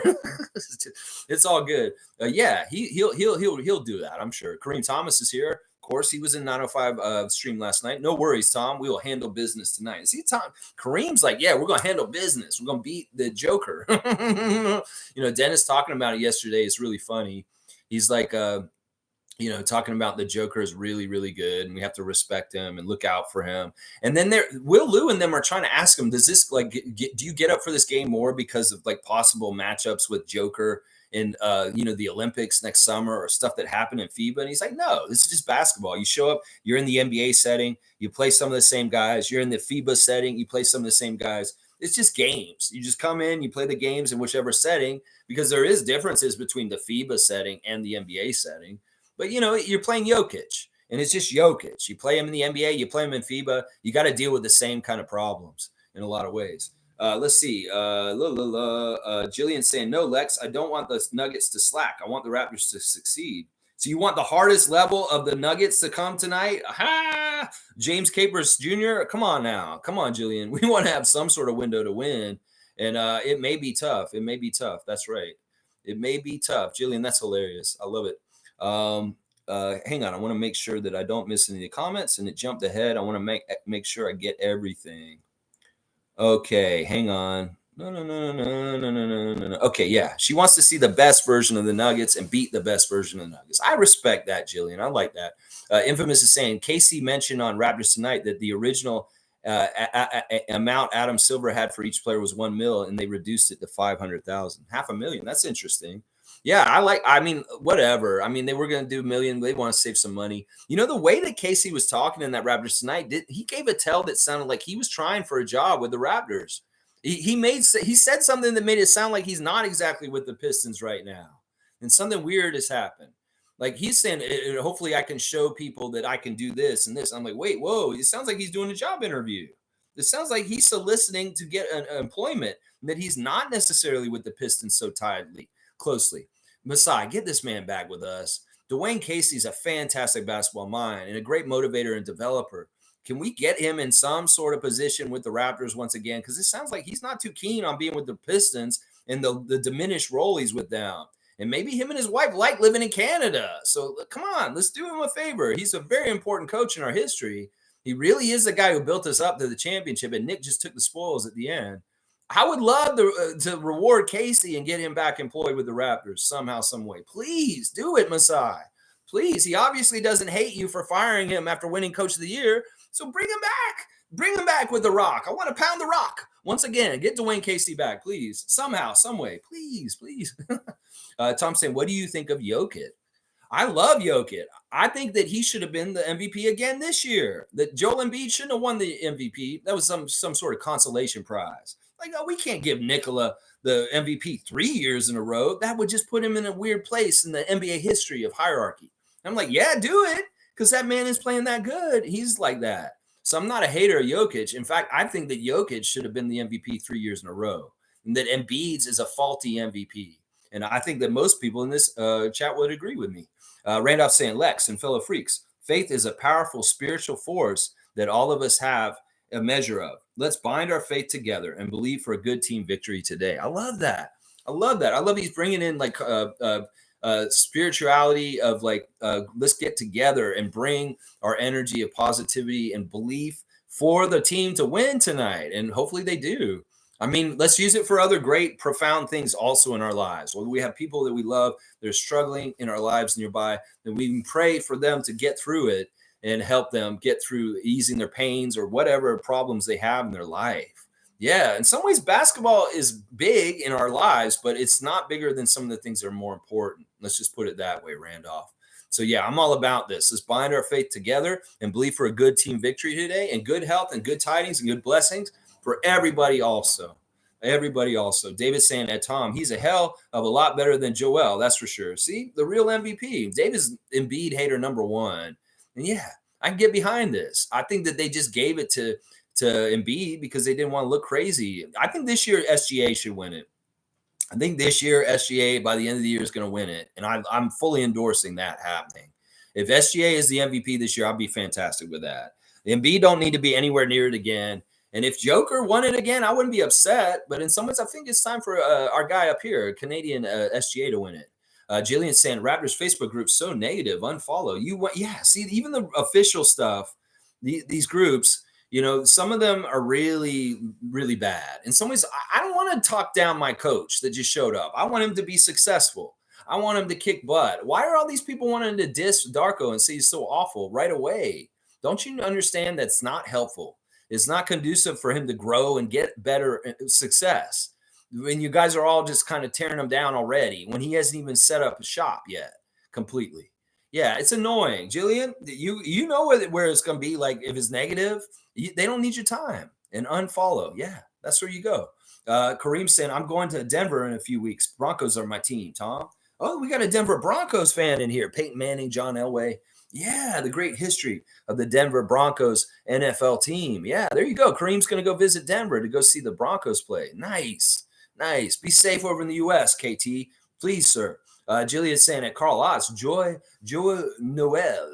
Yes, happy holidays and happy Merry Christmas to you, Carl.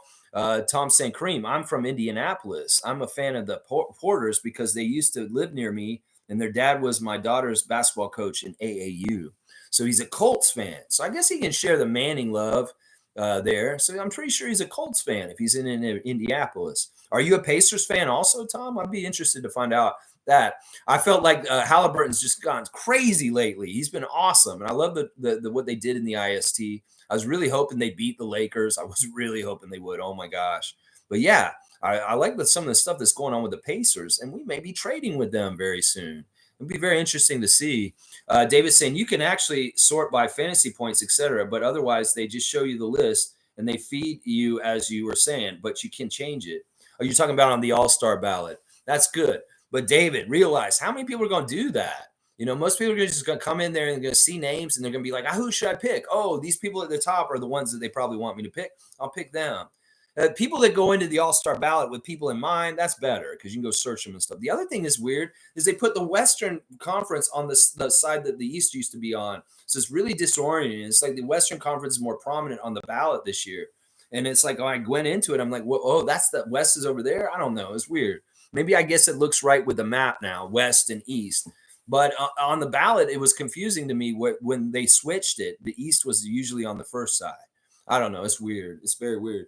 Either way, I'm always suspicious of anything NBA with, trying to taint things or cater to things or writing it like WWF as far as like they want things to happen in certain ways and funneling things. And any kind of way they can make a ballot influence voting, they will. They will. It's not like it's an election for the U.S., election for president or anything, and everything has to be on the up and up. They can make their ballot. There's no oversight committee to make sure that ballot is fairly administered or set up or written the right way. No, they can very much influence who they want people to vote for to be starting in the All-Star game. Yeah, they try to. Kareem saying, I watched MPJ, Jokic, and Murray diligently throughout their careers. MPJ should have been top 5 pick, but his back was messed up. Yeah. Yeah, that's what I remember about all that. But man, what a bounce back. What a great career. And he's a champion at this point. That's fantastic. David's saying, number 1, create three email addresses. Okay, this is good stuff. Register with NBA ID with the 3 addresses from 3 different browsers. There you go. There you go. You can be 3 different people and vote 3 times. There you go, David. This is good, solid advice. Tom's saying, yeah, they played each other when Jonte was in Memphis. Yeah, Darko's connection to Jonte Porter is good. And in some ways, he has a leg up on knowing the system of Darko's because he played it a couple years ago when he was with Memphis before.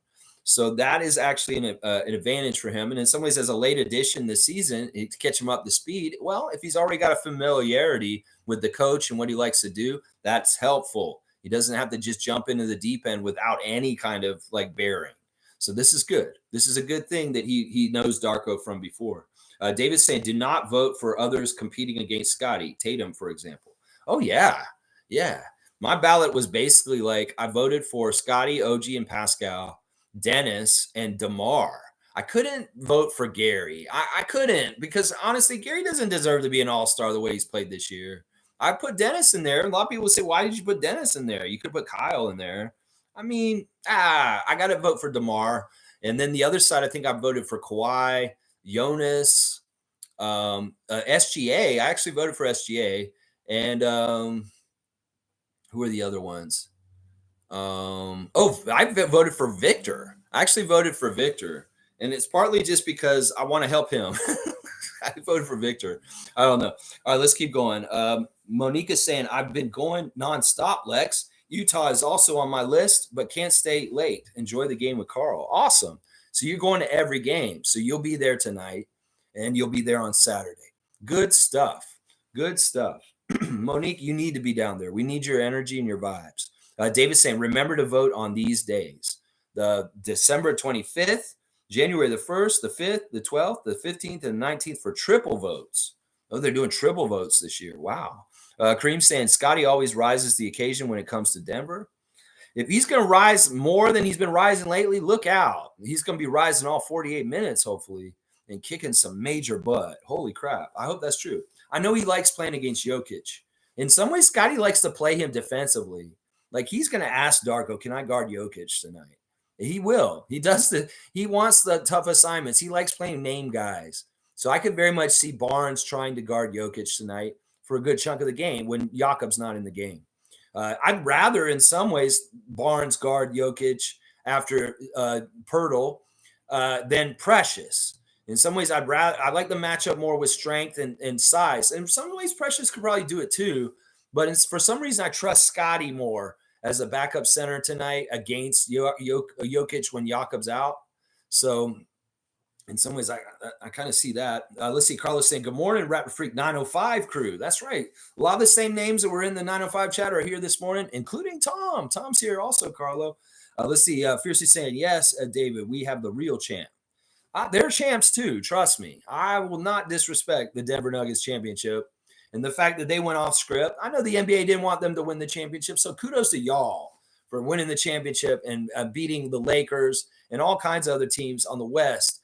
They probably wanted to be the champion more than y'all. They probably even wanted the Miami Heat to finish that Cinderella story from the Eastern side, putting out all those teams to get all the way to the end to lose to the Nuggets. Yeah, they wanted to write that story too. But no, the Nuggets spoiled it all, and I applaud that. I appreciate that so much. Spoiling the Lakers, spoiling the Heat. Yeah, spoiling all those chances. I love it. I love it. All right, let's see. Cool Cat saying, reminder to vote every day for NBA All-Star. Only vote for Raptors players in the East to minimize competition in the East. I might have to throw one vote towards DeMar and Kyle here and there. In some ways, I love my guys, Lowry and DeRozan. And I have to kind of still shower them with some love through the votes. Jillian saying, Lex, go to Montreal before you die. I will. I'll try to do that. And David saying, or don't die and go to Montreal. Yeah, we'll figure this out somehow, some way. I'll get over there. I don't know why I've never been there. I just don't travel a lot. I'm not like a really like world traveler. I'm very like homebody. I guess that's why. I don't know. David's saying, I was just fucking around in reference to Fred in the 905. I honestly have no feelings about Fred whatsoever, to be honest. Okay, there you go. He's just messing around. Kareem saying the short king needs to be called up to dish and deliver. That's what they called him last night. The announcers in the 905 game calling Marquise Noel the short king. What do we feel about that nickname, Raptor Freaks? The short king. Mr. New York City. I don't know. The short king. Come on now. David's saying, don't vote for Pascal. 2 Raptors aren't making the All-Star team. I'm talking about if your goal is to help Scotty make the All-Star team. Well, it doesn't hurt to vote for Pascal too. And we want him to look good on there too, because he needs respect also. Scotty's going to get extra votes from non-Raptors people. Trust me. We're already seeing people online on Twitter saying they're voting for Scotty, and they're not Raptors fans because they like what he's doing this year, and they see the jump. They see what he's doing, and they recognize it. A lot of people, when they vote for All-Stars, are very much like trying to do it like they really want to give it to people they feel like deserve it. And in a lot of ways, Scotty is giving a good case that he does deserve it. So people that are like that, they're like, man, but look at what he's doing. Look what Barnes is doing right now. Look at his highlights. Look at his stats. Yeah, I got to put him in. That's just how some people vote for All-Star. The general NBA fan that's not really like, they want to be fair and they're into it and they really want to reward the right people. They're going to vote for Scott. The people that are general NBA fans and they just love the game, they're going to see what he does and they're going to vote for him. Watch. Let's see. Jillian saying Quebec City is so romantic, buildings from the 17th century. The views are phenomenal. I've actually been to Quebec City, but I haven't been to Montreal. I know that's weird. It's like or no, I've jumped the border. I guess that isn't Quebec City. Whatever that the city is on the other side of Ottawa's border, that's the city I went to. Is that Quebec City? I get these cities confused because I feel like they're the same name. But yeah, I went to the city in Quebec that is on the other side of the border from Montreal, whatever city that is. I have been to Quebec before, but that's the only part of Quebec I went to. I didn't go to Montreal. All right. Carlos saying, I went to Montreal for the first time this year, Jillian, visited those beautiful churches. At least we got Jonte locked up as a two-way. Yeah. Yeah, they ain't going to sign him away. No, we got him from Motor City Cruise. They should have two-wayed him in Detroit. Yeah, too bad. Now the Raptors two-wayed him. That's right. Fiercely saying, Lex got an email from the NBA in which they put 3 reasons why Scotty deserves his first All-Star selection. They label him as a forward, like you said. Article written by Stephen No, Sporting News. Yeah, they just switched him. Like, it's weird. Like, we were talking about this last week, and I said, he's like, well, he's not really a guard. He's a forward, the way he plays. Everybody keeps putting him in the starting lineup as a guard on the graphic for our broadcast. They show him at the beginning and they put him at shooting guard. I'm like, no. And they even had stats come out as far as he's like one of the highest efficiency shooters for guards, but they're not looking at where he's shooting from.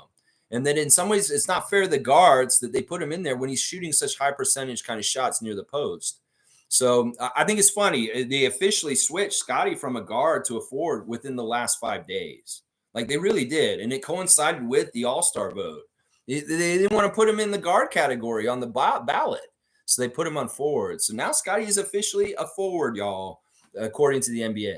So, yeah. Let's see. Jillian saying, Lex, not all Canucks are unpolite. Cheers. That's true. No, we're very polite mostly. David and I are not.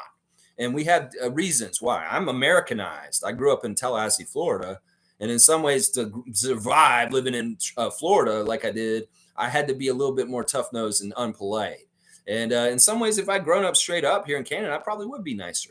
I would. And David, he's just a really ornery competitor in some ways. So we're not the typical Canadians as far as our demeanor and just friendliness and goodwill.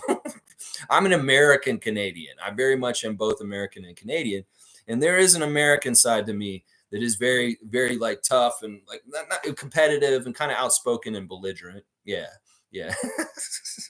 But I agree. Most Canadians are very polite and very nice people and very understanding and sweet people.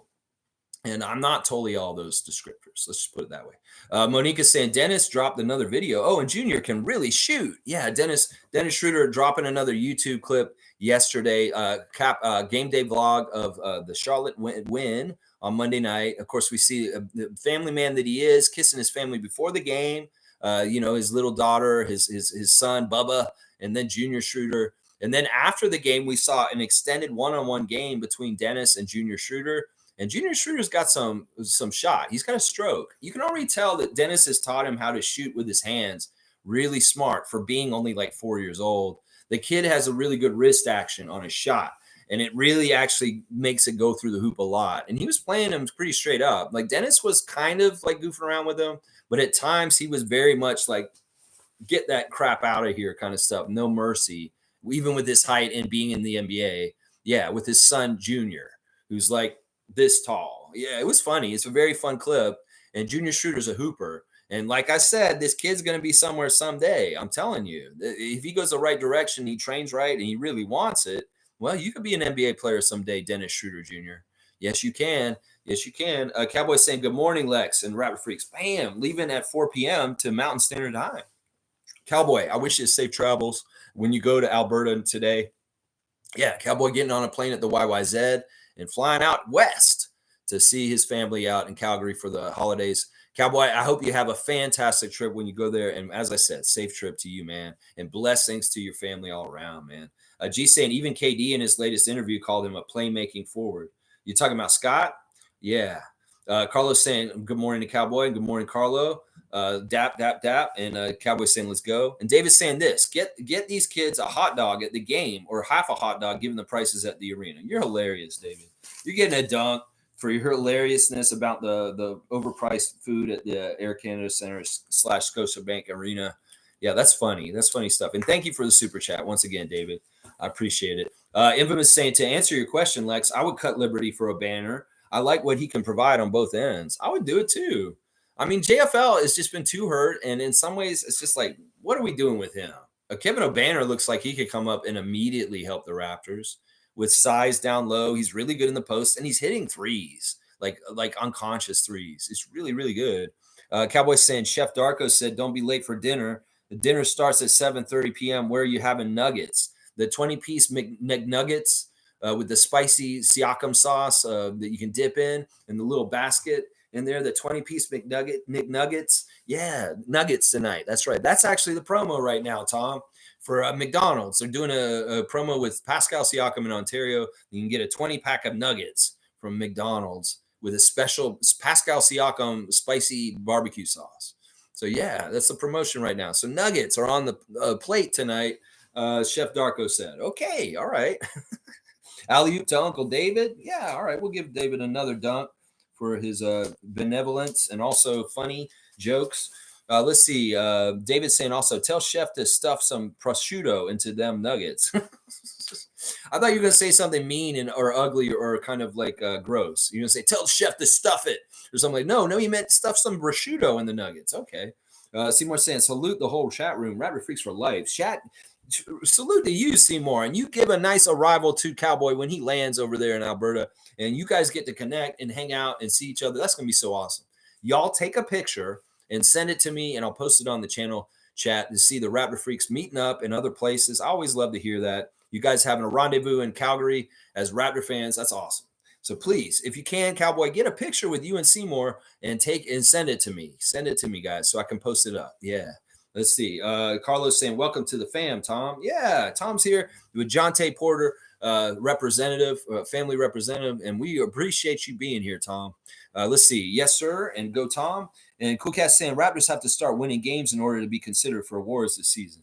Yeah, but it's different with the All-Star game. I know that people have said this. Even they said this on the Raptors Today show.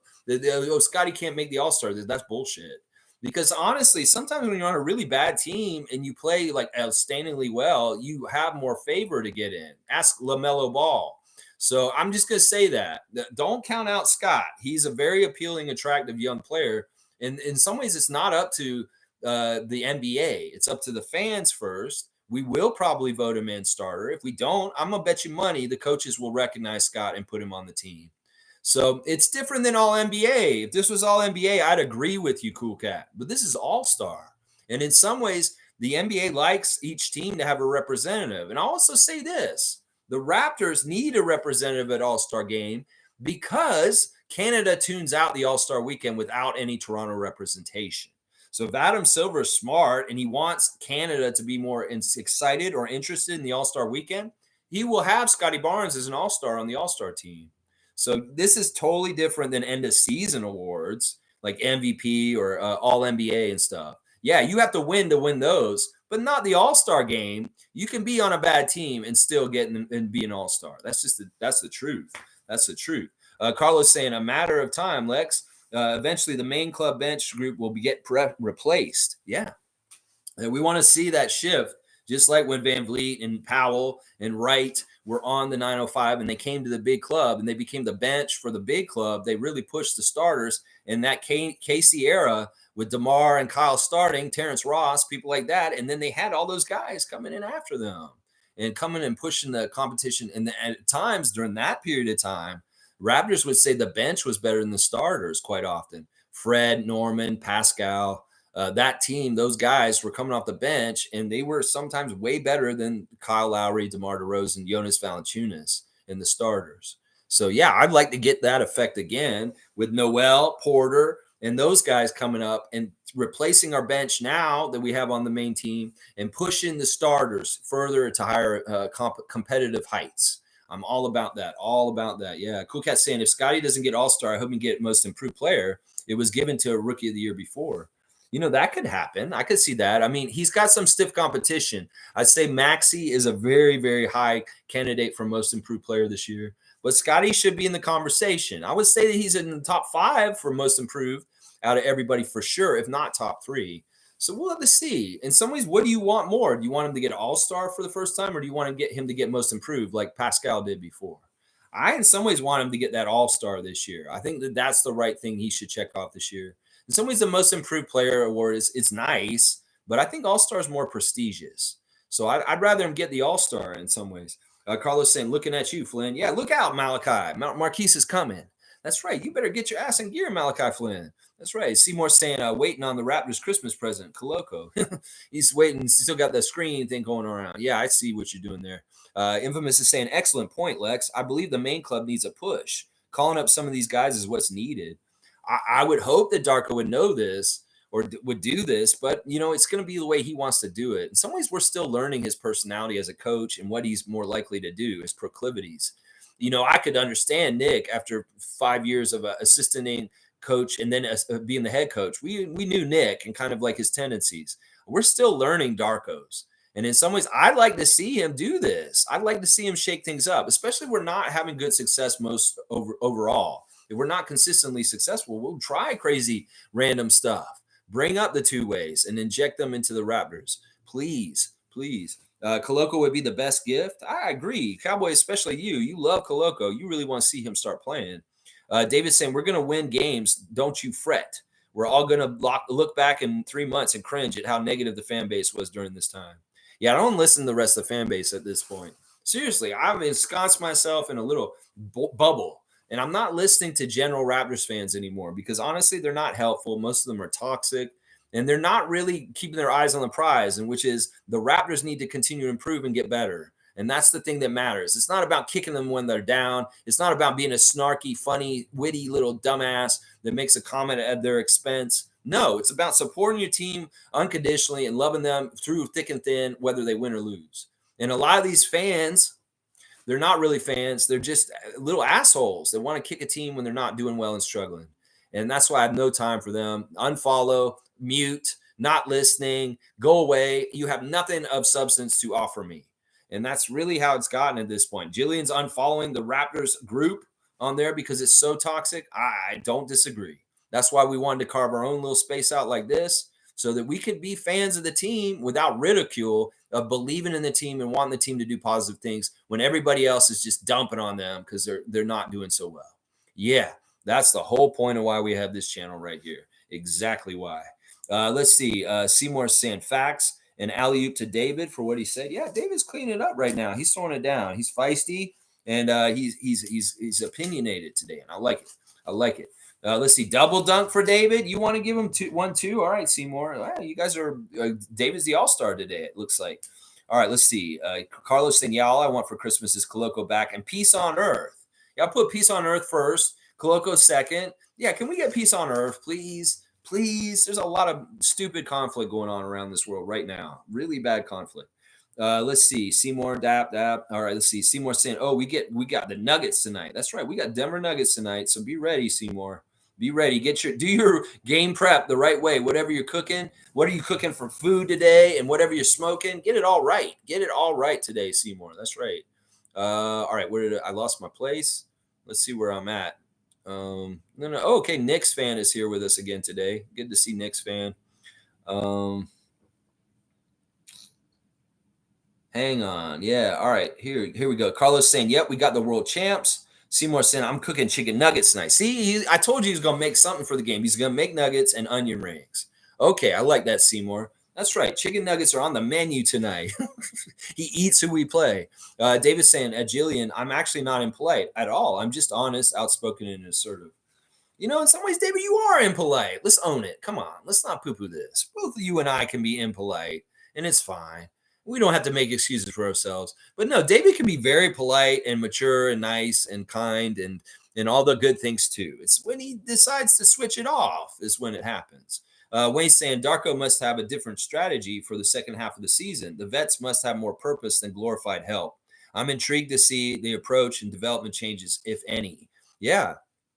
I think that by the end of the season, if he really does want to keep guys fresh, well, why not use more of your guys in certain ways and really kind of specific ways too? Jonte Porter could be very useful, Darko, in different ways on the main club. And I want to see how you will use him.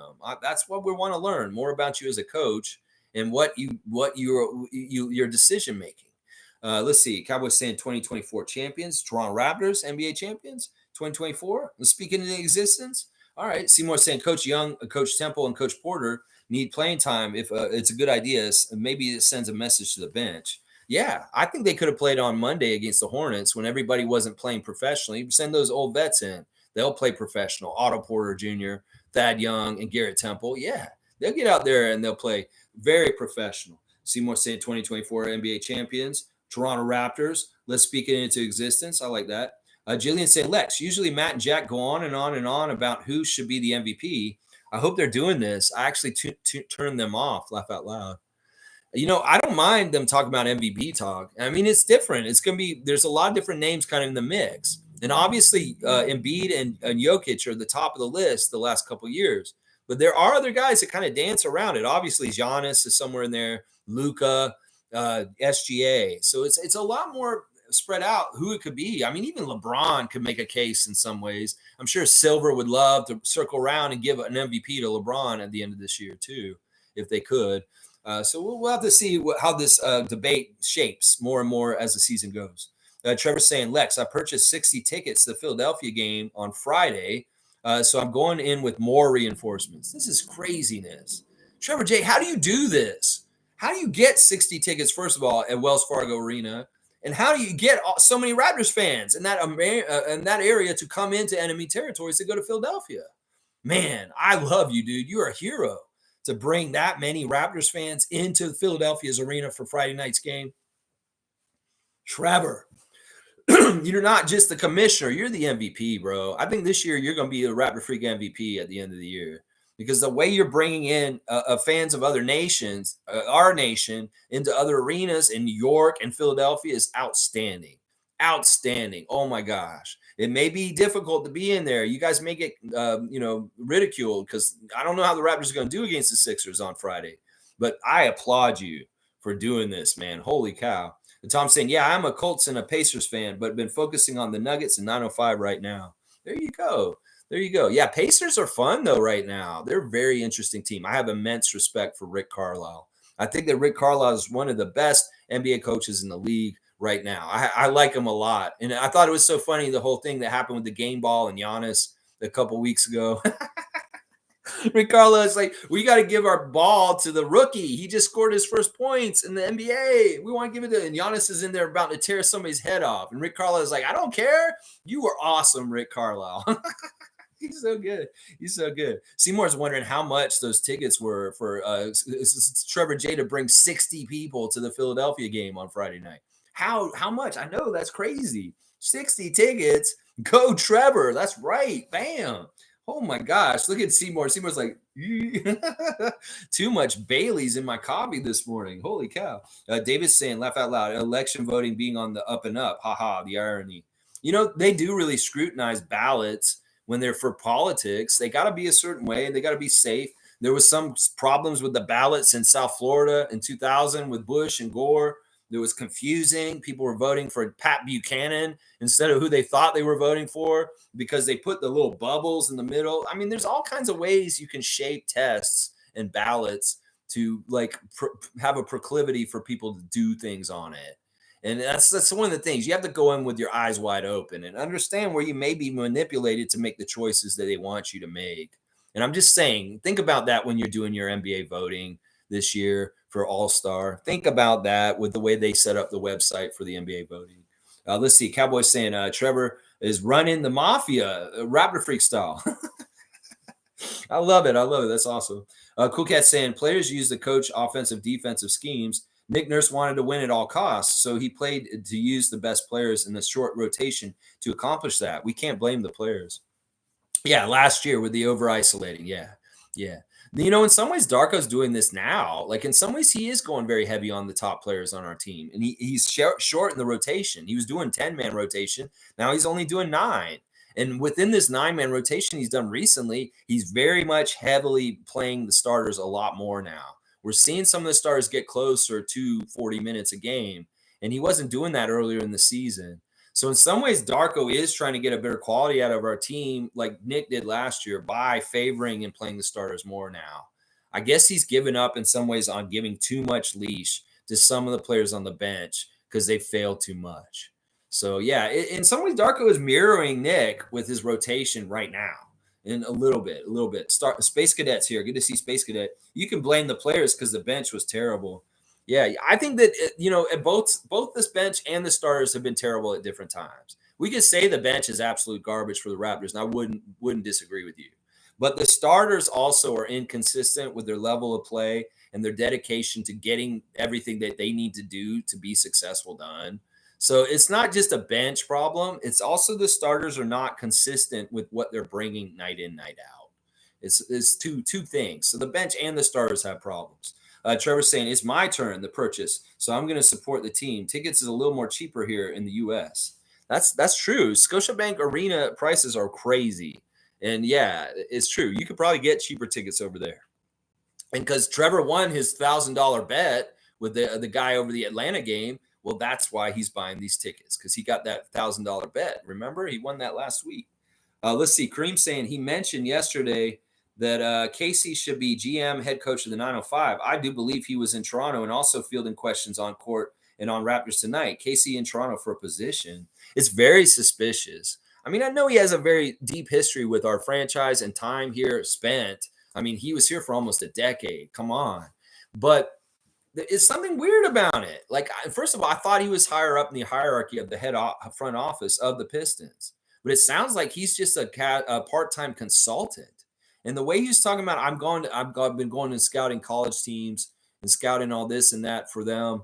And in some ways, it's like, I hope people see that this is the kind of skills that I have that I can offer. I'm like, that dude sounds like he's asking for a job. I'm telling you, something's weird about it. Now, if you could be the GM of the 905, we kick Luke Wynn out, I'd be fine with that. If you want to do both and be the coach and the GM of the 905, I'd be fine with that. If you want to be the coach, I'd be fine with that. Whatever he wants. If Casey wants a job, Masai, give him a job. Give him a job. Kukat saying Coach Darko's identity seems to be assist found focus right now. Results show that. Yeah. In some ways, that is his meter, or his, like, the thing to measure what he's measuring things by is the assists right now. I think that's very true. And it's kind of like we live and die with what the assist is, the number to kind of measure our team by. And in some ways I like it because it is garnering a new kind of like culture and philosophy around the team of a lot more passing, high percentage shots too. Last year we didn't shoot high percentage shots. The isolation game gave us a whole lot of very poor shots, like a lot of shots with hands in the face, a lot of shots through double teams. And this year we're getting better shots, way better shots. And in some ways our field goal percentage is up along with our assists, even though it doesn't seem like it. It is. They're getting more open shots. It's just Gary and Malachi and people like that need to hit the 3-point shots is part of the problem. A Cowboy wants an alley-oop to Trevor. Yeah, I'm all about that. Trevor is just amazing right now. What an MVP. Holy crap, Trevor.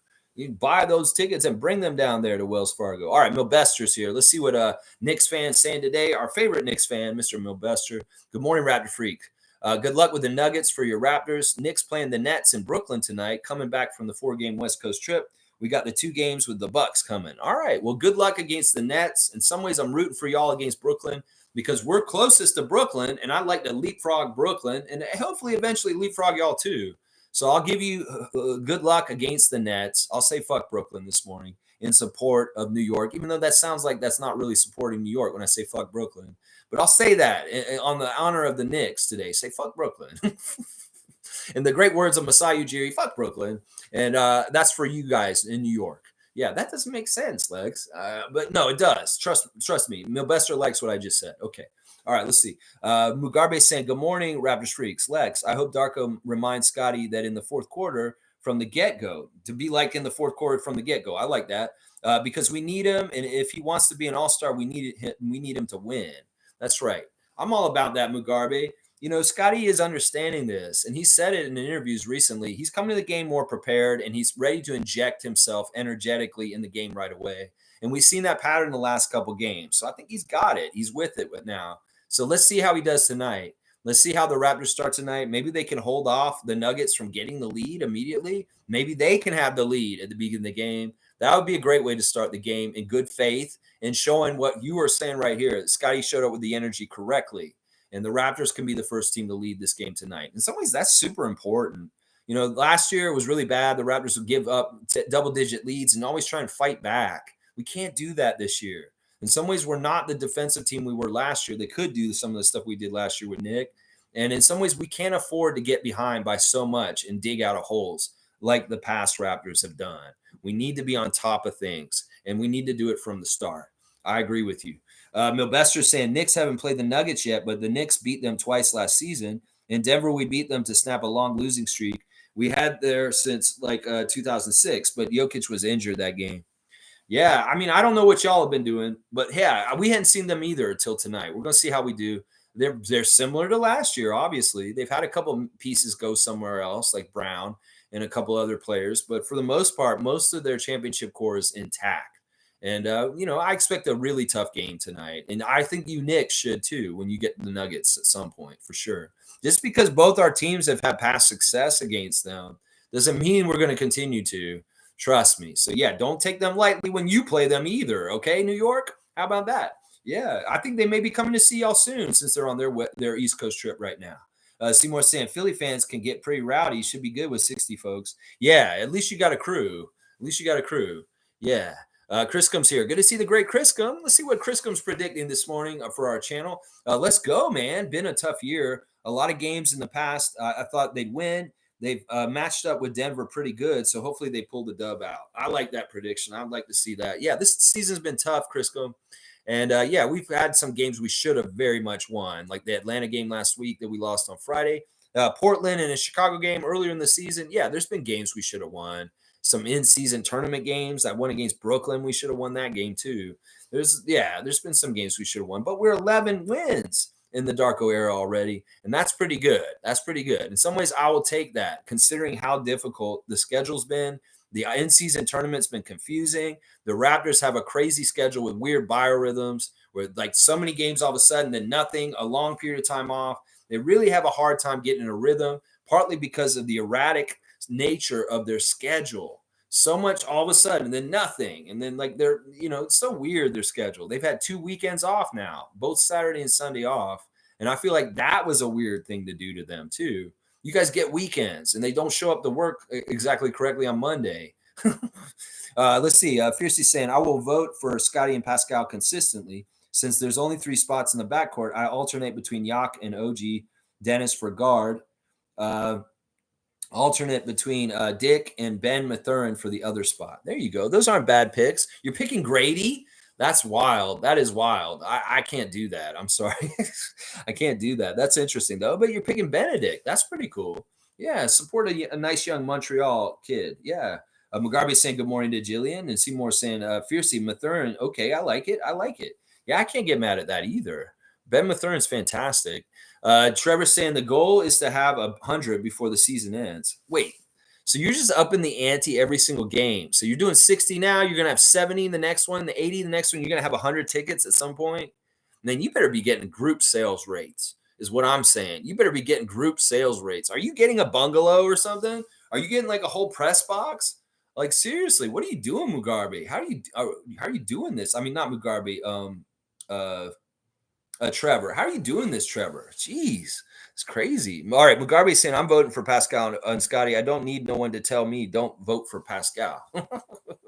David said, just chill, bro. I don't care what you do. No infighting, guys. Monique saying, did you know I get a free ride on New Year's Day to the Raptors game? That's awesome. You should be getting free rides anyway. I mean, I know with Wheel-Trans, they're pretty good, right? Like, I don't know what does it cost for you to get down from your house to the games. I thought that you get regular TTC fare or something like that. Well, on New Year's Day, they do that for everybody. They don't want people driving drunk, so they make the transit free so everybody can get around. So you're going to go to the game on New Year's Day against Cleveland and get to go down there. That's awesome, Mo. I'm so happy about that. Cowboys saying, let's go, Trevor J, 100. Yeah. Mugabe 100 and Melbester saying, I already did my first vote for the All-Star game. I was going to vote for Siakam on my second time voting, waiting 5 hours before I get to vote again, but I'll vote for a different front court. Awesome. Hey, that's appreciated, Melbester. If you feel like voting for one of our Raptors, appreciate it. In some ways, I wish you vote for Scott because he's kind of the one that we kind of want to get there this year. Listen, you do that. Maybe I'll go vote for Randall for you real quick. Maybe I'll do that just in good faith. If you're going to do that, maybe I'll do that. It's nice diplomacy between Knicks and Raptors Nation. here. Seymour saying, if Trevor gets 100, I'll mark my words. I'm in, mark my words. Me too. What do you mean? You guys are going to go there and be with him and be one of the 100? All right. All right. I'm all about that. I want in too then. Let's see. Good morning to Mugarbe from Jillian. Seymour saying, even if I got to drive across 2 provinces, he's coming. He's coming, Trevor. You got to do this in Toronto. Get 100 tickets here. I know it's more expensive. That may be too much. David's saying, well, if I'm impolite, blame it on the 46 weeks a year I spent in the U.S. for a decade. All right, we will, David. We will. Cowboys got Mo on blast. I love it. Super fan Mo. And she's saying, I'm voting for Pascal and Scotty. That's right. Fiercely saying, at Seymour, I need to represent my support, my Haitian Canadian fellow, Benedict Mathurin. That's right. That's right. I'm all about that. Wayne's saying, very bad idea not to vote for Pascal. Pascal deserves by his production to be an all-star. Don't slight the guy based on miscued misconceptions. Yeah, it's not going to hurt Scotty if you vote for Pascal. So let's just vote for all our Raptors. And I like that somebody's switching from OG to Jakob every other ballot. We need these guys to get some votes so they feel good. They probably check and they're like, oh my gosh, nobody's voting for me. And I don't want them to be sad about that. I want them to feel like they've got some people out there voting for them. Even if they're not winning, they got to get some votes. We don't want them to feel like the kid that didn't get any Valentines on Valentine's Day in class. Come on now, guys. Let's see. Milbester's saying, my first ballot was Brunson, LaMelo Ball, Giannis, Tatum, and Butler. I mean, I respect Brunson because of your team. Why aren't you voting for Randall and RJ? Why aren't you voting for your dudes? Like, vote for your dudes. Don't vote for Tatum. What the hell? Come on, man. You hate the Celtics. Why are you voting for Tatum? Come on, Milbester. We need to be consolidated as Knicks and Raptors fans against the Celtics and the Sixers. Come on, man. Get with the program. Don't be helping them. I like that you didn't put any of the Sixers on there. That's good. I can get behind Giannis. That makes sense. Jimmy Butler, that's fine. But don't vote for Jason Tatum. No, please do not do that. Please do not do that. On the other side, you got Jokic, Durant, LeBron James, Luka, and SGA. Yeah, that's a solid starting lineup on the other side. I can't argue with that. Jillian saying, yes, me too. And Cowboy saying, you go, Fiercey. And Cool Cat saying, for my voting, I vote only Raptors, Pascal and Scotty for All-Star, and reduce competition. OG stats are too low this year. Cool Cat's funny. I'm going to give her a dunk. She's not voting for OG because his stats are down. That's hilarious. And she just wants more votes. I've seen ballots like hers. Some people will just vote for one person. They'll just put one person in, they'll send the ballot in, that's it, just Scotty. And that's it. And some people will do that. They have that strategy. But in some ways, I don't know. That's not using your full voting power. You get 10 spots, and those votes can be powerful. And I in some ways, I would do that. Seymour saying, big up all my Caribbean, Canadian, Jamaican, Haitian, and Canadians. Yes. Yes, island people that live in Toronto, island people that live in Canada, we love you. Jamaica, Haitian, Dominican, St. Vincent's, all the great island nations down there. I have many friends from all of those different countries. Trinidad, so many good countries from the islands and so much good representation in the city of Toronto and across Canada.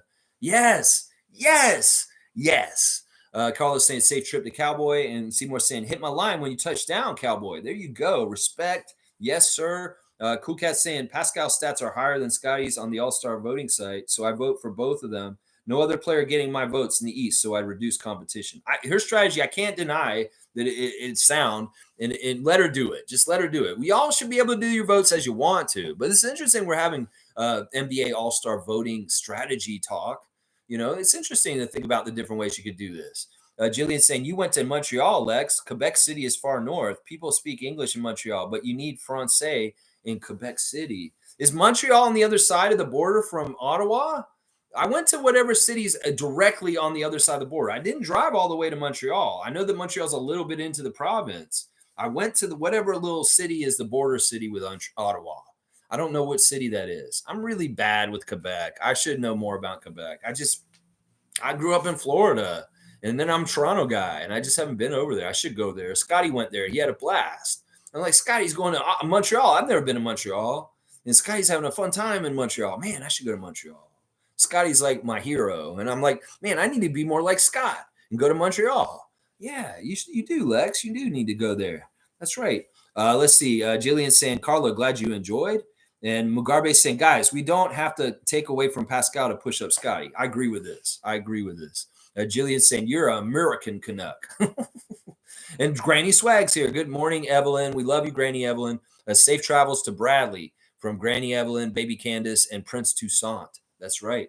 KT saying the 19th century mining boom in Colorado, people rushed to the area hoping to make their fortunes by panning for gold and silver nuggets. Fucking lame. That is your useless information of the day. All right, Kareem, you want to dunk for useless information. Sometimes it's funny, sometimes it's astute, sometimes it's useless information, and it's a dunk. It's once again, the rich get richer. Yeah, that's good information. I knew this. It's like prospectors. It's like Yosemite Sam kind of stuff, right? Cowboy saying, thank you, Granny Swag. And Carlos saying, yep, thoroughly enjoyed my stay there. Yeah, all right, I gotta go. You guys are making me feel like I'm missing out on life because I've never been to Montreal. Jillian saying, Pascal offering us nuggets. That's right.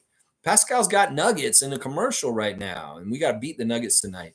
Mobester saying, Raptor Street, my family is from Fort Lauderdale, but you came from Tallahassee. I've always been to Miami and Fort Lauderdale. Yeah, I'm North Florida. I'm very South Georgia in some ways because North Florida is South Georgia. It's swampland. It's not palm trees and flamingos like down where you're talking about with Fort Lauderdale, Miami area. Yeah, no, this is more backwoods swamp area where I was from. Yeah, Tallahassee, baby, the capital of Florida. So if you've been to Tallahassee, you know what I'm talking about. Florida State, baby. I went to Florida State. I'm a Seminole, just like Scotty Barnes. And yeah, I still feel cheated by the college football decision recently with the playoffs. And honestly, I don't blame the Florida State for thinking about leaving the ACC with what's happened here. It's obvious that the Atlantic Coast Conference does not have the same respect in college football that an undefeated champion of the ACC doesn't get put in the college football playoff. That's pretty messed up. And in some ways, college football is destroying itself. Well, it's destroying different conferences because of big money and transferring or stuff like that. Well, the ACC is going to get weaker because people that are strong in that league are not going to be in there anymore because obviously what happened this year.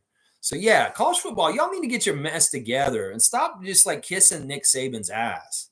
Seriously, stop kissing his ass and the SEC in general because you're just damaging the whole entire infrastructure and the whole thing about college football with the way you're dealing with things these days. It's so messed up. And I worry about the future, seriously, for college football. Let's see. Evelyn's saying, still down after I suffered from food poisoning. Have a Merry Christmas to you all. See you next year, Raptor Freak family. Oh, man, Evelyn, I'm sorry. I know this year's been tough for you. But what a fantastic year for you also, becoming a Canadian citizen and just having great blessings and good things in your life. If not a burn or food poisoning and some of the things that you had to deal with also. We wish you the best health, Evelyn, going into 2024. And what a great year. Once again, you had a lot of great things happen also, if not with some of the unfortunate things too. Milbester saying Broward County is where my family's from, by the way. Cool. That's awesome. Yeah, Leon County right here. Leon. Jillian saying still upset Norm's gone. Sigh. You talking about Norman Powell? You're upset that Norman's gone still? Oh my gosh. Cool Cat saying it, Evelyn, I hope you get better soon. Merry Christmas to you and happy healthy New Year. Yeah, I'm all about that. Cool Cat, for sure. Fun guys here. Good to see our guy in Mississauga. I'm a fun guy. I eat full meals for the games with snacks after. Today I'm feeling some rice and ribs with some side shrimps and probably some ham or sausages and some Pop-Tarts and chocolate cookies to end the night. That's a lot of food. Fun guy. That man is putting on some calories. That's awesome, man. Listen, man, that all sounds good. I would love some shrimp and some ribs. Oh my gosh, this man's living the life. He's feasting like a medieval king over there right now. Oh my gosh, fun guy. Where's my dinner invitation? Come on, I'm gonna come over there and eat your feast with you. Jillian saying, Milbester, we can vote every 5 hours because I have time. No, he's meaning it's every 24 hours and his 5 hours left on his 24-hour countdown to come in and be able to vote again. So it's 24 hours every time, Jillian. It's not every 5 hours.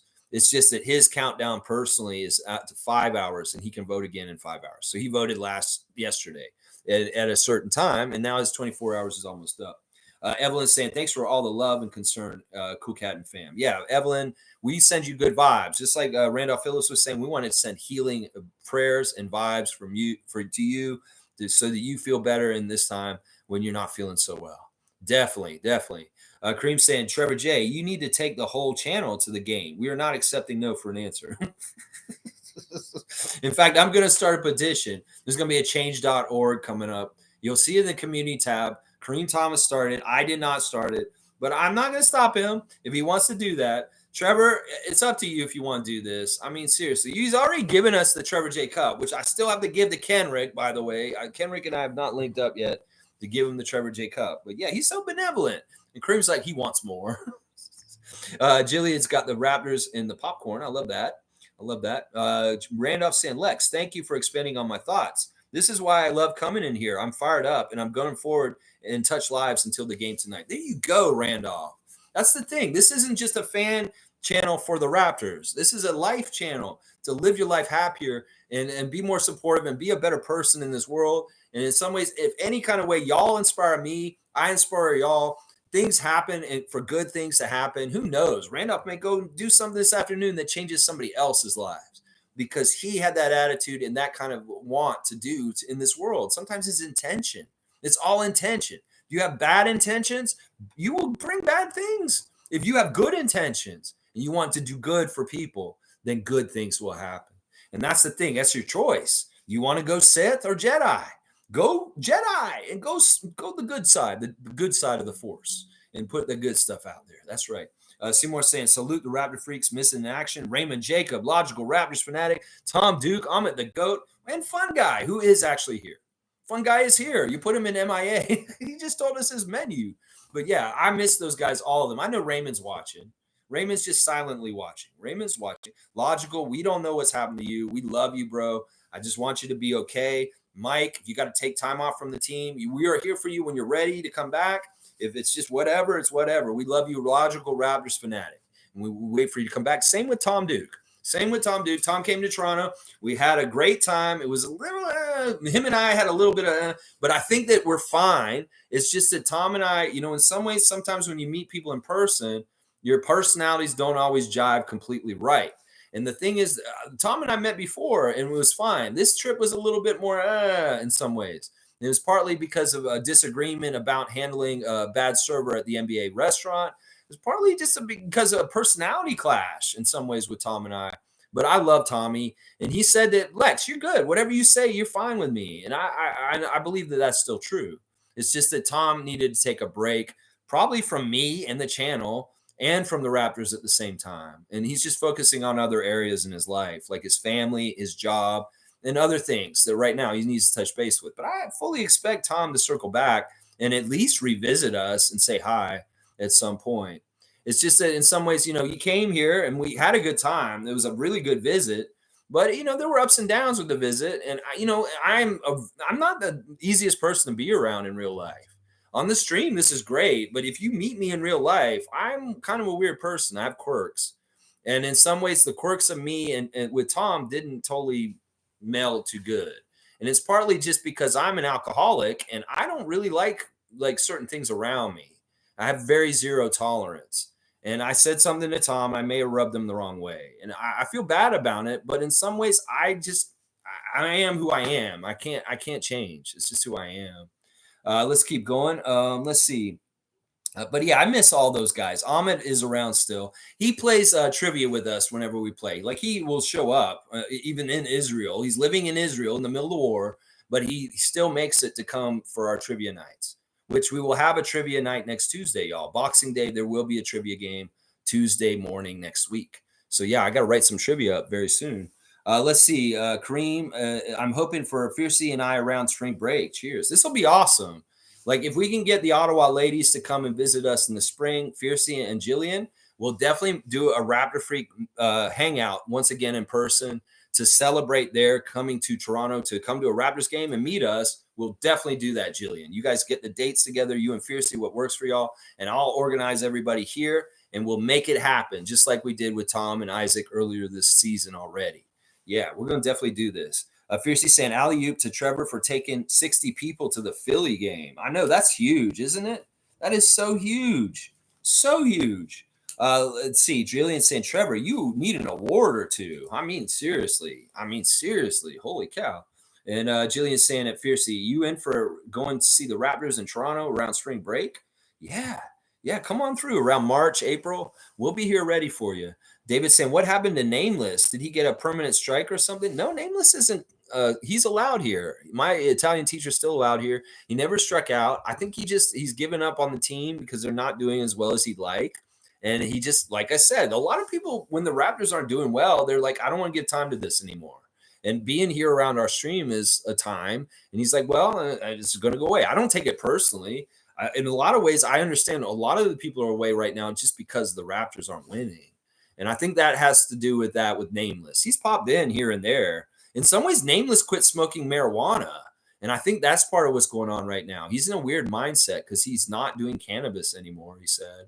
And it may be that he's not stoned anymore and the channel has lost its luster. I don't know. That's what I think it is. Tom said, got to run. Talk to you all Friday morning. Dap, Tom. Thanks for checking in and checking out what we're doing here on the stream day to day. And yeah, we'll do the watch along on Friday. We look forward to seeing you there, Tom. Awesome. Fiercely saying that David, just saw your advice, not voting for Pascal and Scotty. I agree with you, but I don't want to support other players in the same categories. I hate them all. Just kidding.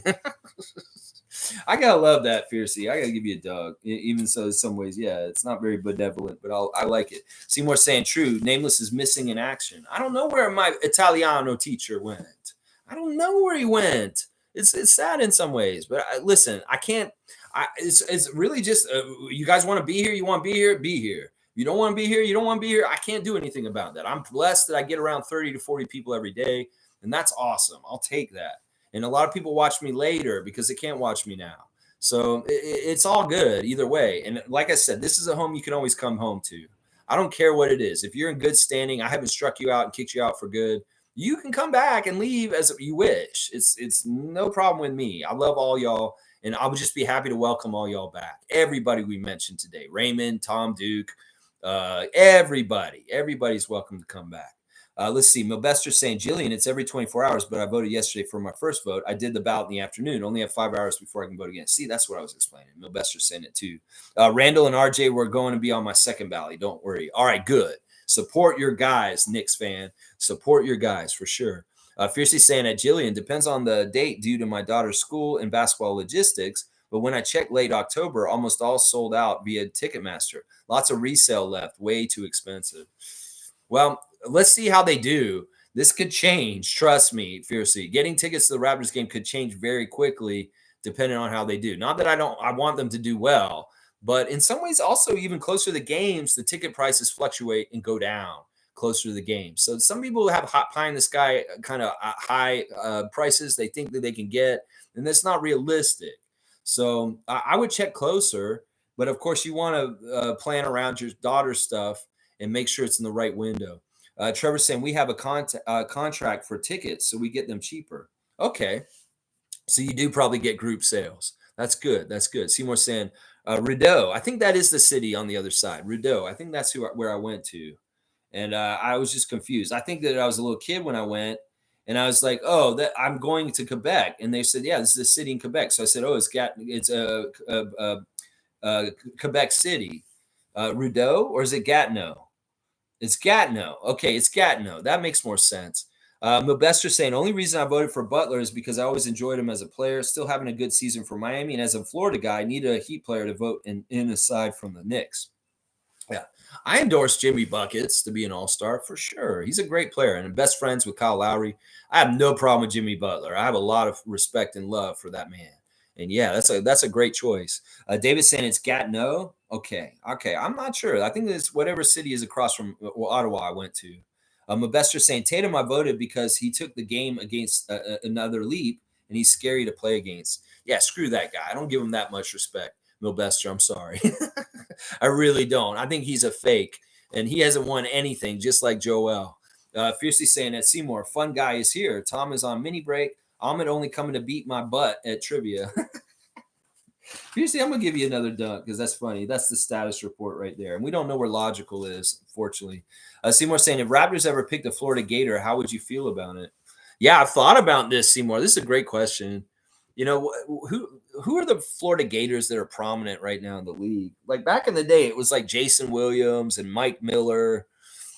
I'm not really remembering who the prominent Florida Gators are right now that I'd be like, yeah, I don't want that guy on my team. Who was on the Gators? It's hard for me to remember. I do have a problem with Gators. I do. Yeah, if they drafted a University of Florida Gator to the Raptors, I'd be like, really? Like that's why it was so awesome when we got Scott. The exact opposite reason. I was like, when we got Scotty Barnes, I was like, he's a Knoll, and I'm like, he's from my school, and now he's a Raptor. So he's like him. Scotty and I are Seminole Raptors. You know, we're very much FSU and Raptor Nation, and that crossover between Scott and I really does bond us. Really does. Like when I was in Twitch stream with him talking about Florida State, you know, he recognized and respected that I was from his nation too. You know, I talk about old Florida State stuff, growing up in Tallahassee, watching Bobby Bowden, Warwick Dunn, Deion Sanders, Derek Brooks, Peter Warwick. Yeah, all the great players and times in Seminole history. Yeah, Scotty and I were in the same place too when the college football decision came out. He was so mad. He was so mad. He tweeted about it. He's like, boycott the Orange Bowl. Scotty Barnes saying that the day after they made the decision to exclude the Seminoles from the college football playoff. Yeah, we're all pissed off in Seminole Nation right now. Everybody. I haven't even been watching them. I don't care about Florida State football for the most part, but I cared that they got shafted this year. Yeah, I did. Let's see. Mo saying, W stream, Lex, keep at it always. Good times, good times. Go Raptors. Let's keep climbing. And Mo, I'm so happy you're going to the game today. Bring those good W vibes down there. And let's get a surprising victory over the Nuggets somehow, some way. How about that, Monique? I'm all about it. Let's see. Fiercey, you're the best from Seymour. And Fiercey saying, yeah, I know. I now live in Gatineau, right across from Ottawa. Okay, so you're in the city that I went to. Okay, that makes more sense. Race mode's here. Good to see Edmund. Let's go. Have a great day, everyone. Good to see you, Edmund, always. Seymour saying, that's it. Gatineau, not Rideau. Yeah, okay, so we got it. Gatineau. That's where I've been to. All right, cut off by Fiercey. Happy Nuggets meal later, fam. Yeah, 2:16. I'm at 11:30. I'm got some good time. Half an hour before our 12. I'll be done before 12, guys. David saying, yeah, Rideau is street downtown, relatively close, though. And Mobester saying, I'll vote for Barnes on my second ballot, along with Halliburton for Pacers and Randall and RJ, along an extra player. Not sure who, though. My thought process was voting Paolo for Magic. He deserves it. There you go. Mobester's just spreading the love all over the place. You go, Mobester. Thank you for voting for any Raptors if you do. I appreciate that. I really do. Blackhawk saying, let's go, Raptors. Good to see you, Neil. For your information, we all have quirks. That is why it's good to have your own home to retreat to. Yeah. I love Tommy. I really, really do. And Tommy's just a boisterous guy. He's very positive. He's loving. He's so sensitive and supportive and just awesome. And he's been a real driving force for this channel. And there's just unfortunate things that happen. Maybe a couple things I shouldn't have said to him, but it's just me being unfiltered and being absolutely positively me. And I feel bad because in some ways, like him and I aren't as close all of a sudden because of it. But it is what it is. And I love him. And I know that maybe time will heal this and things will be fine. But yeah, it was silly. It's silly stuff. And it really does have to do with some of my own issues and not Tom's. It really does. It really, really does. Raymond Jacobs saying, oh, I didn't know that about Tom Dookie. I'm still around lurking. See, Raymond's watching right now. We just have to say his name like Beetlejuice in the mirror 3 times. And then Raymond appears. It's awesome. I love Raymond Jacob. He's like such an underrated, awesome Raptor freak. He's there watching. He's like Santa. He's always watching who's being naughty or nice. And he also just shows up consistently to our meet and greets. And he's just been an awesome dude right from the start. Raymond Jacob is like one of my original 10 first people that follow me on this channel. And I'm just so glad that he's still here. Yeah, I wish that Tom and I hadn't had that. In some ways, he was really mad at me for yelling at the server at the NBA restaurant. Like in some ways, I think he judged me for being like mean to people in restaurants. But I'm like, no, this isn't a person in a restaurant. This is a Celtics fan that I'm being mean to. I'm being mean to him. I'm not looking at him as an employee in a restaurant. I'm looking at him as a Celtics fan in a Celtics shirt, and he's antagonizing me while I'm trying to order a dinner. And I ain't having that. I'm not trying to order up a little side of sass and talking shit while I'm ordering a steak or something at the NBA restaurant. No, you don't come in and say, hey, guys, welcome. You want to come? Oh, you're a Raptors fans. You feel good about playing the Celtics tonight? I think the Celtics are going to kick your ass tonight in the in-season tournament. the first game of the in-season tournament. This is how this guy came at us and approached us. You don't expect Lex, the way I am on this channel, to go off on a guy like that in real life. Oh, I let him say some bullshit to Isaac and Tom and do his little thing. And then when I said something, I was very clear. I was like, yeah, we don't need you. You go ahead. We'll call you if we need you. You go ahead and go do whatever the fuck you're doing over there. We don't need you, all right? You could just take off, eh? And yeah, I think that's when Tom got mad at me, is I was rude to the server. But in my eyes, he's not a server. If he's wearing a green polo shirt and he's identifying himself as a Celtics fan in Toronto at the NBA restaurant, and he's coming at me and he's expecting me to trust him as a server if he's like a Celtics fan and he wants a tip from me and ain't that. No. Lex don't play like that. If I'm going to be like this on this channel and this kind of stuff is going to happen in this channel, I will be like that in real life. Yeah. And that's the thing. And Tom saw him as a server, as a restaurant employee. I saw him as a Celtics fan. And that's the difference right there. I'll tell you right now, when I go to restaurants, I'm very, very polite and kind to the service staff. I'm always over tipping. I'm giving compliments. I do all that kind of stuff. And in some ways, that's just the thing right there. Let's see. Fiercely saying, I'm in though to coming to Toronto with Jillian and family to meet the Raptors family. She's in. She's got to figure out how it'll work and when the right time is. Awesome. I love that. I want to plan this trip and have you guys come, because when you do, that means we can get everybody together again. Trevor's saying, this is only for the fans all over the U.S. who I know from different places. I'm going to get them all together so I can support a team from here. Sorry, guys. He doesn't want y'all having to cross the border and come to the States. He's not going to be doing it here. It's too expensive in Toronto. He'll do it in the opposing arenas, and that's great because we need it over there. David's saying, haha, he's not stoned anymore, and it's lost his luster. Dunk for Lex. Yeah, I think that's what it is. I think it is what it is, because he told us right before he left that he was like, I quit smoking weed like 2 months ago. And I'm like, oh, okay. Then you're a little bit different. And like, yeah, I think that's what it was. I think that's part of what it was. Mabester saying, I really wanted to vote for Quickly as well. Hang on. I want to make sure I read these. It's interesting to hear what Milbester's all-star decisions are. But perhaps my third ballot. Then on West, for a second ballot, I got possibly Chet, Devin Booker, maybe Desmond Bain or Jaren Jackson Jr. Now, realize this, Milbester. If you're just voting for everybody in like one time, you're just kind of watering yourself down across the whole league. I mean, if you want to do that, it's a free country. But realize you're not as effective in helping anybody get into the All-Star game if you're going to give everybody just one vote.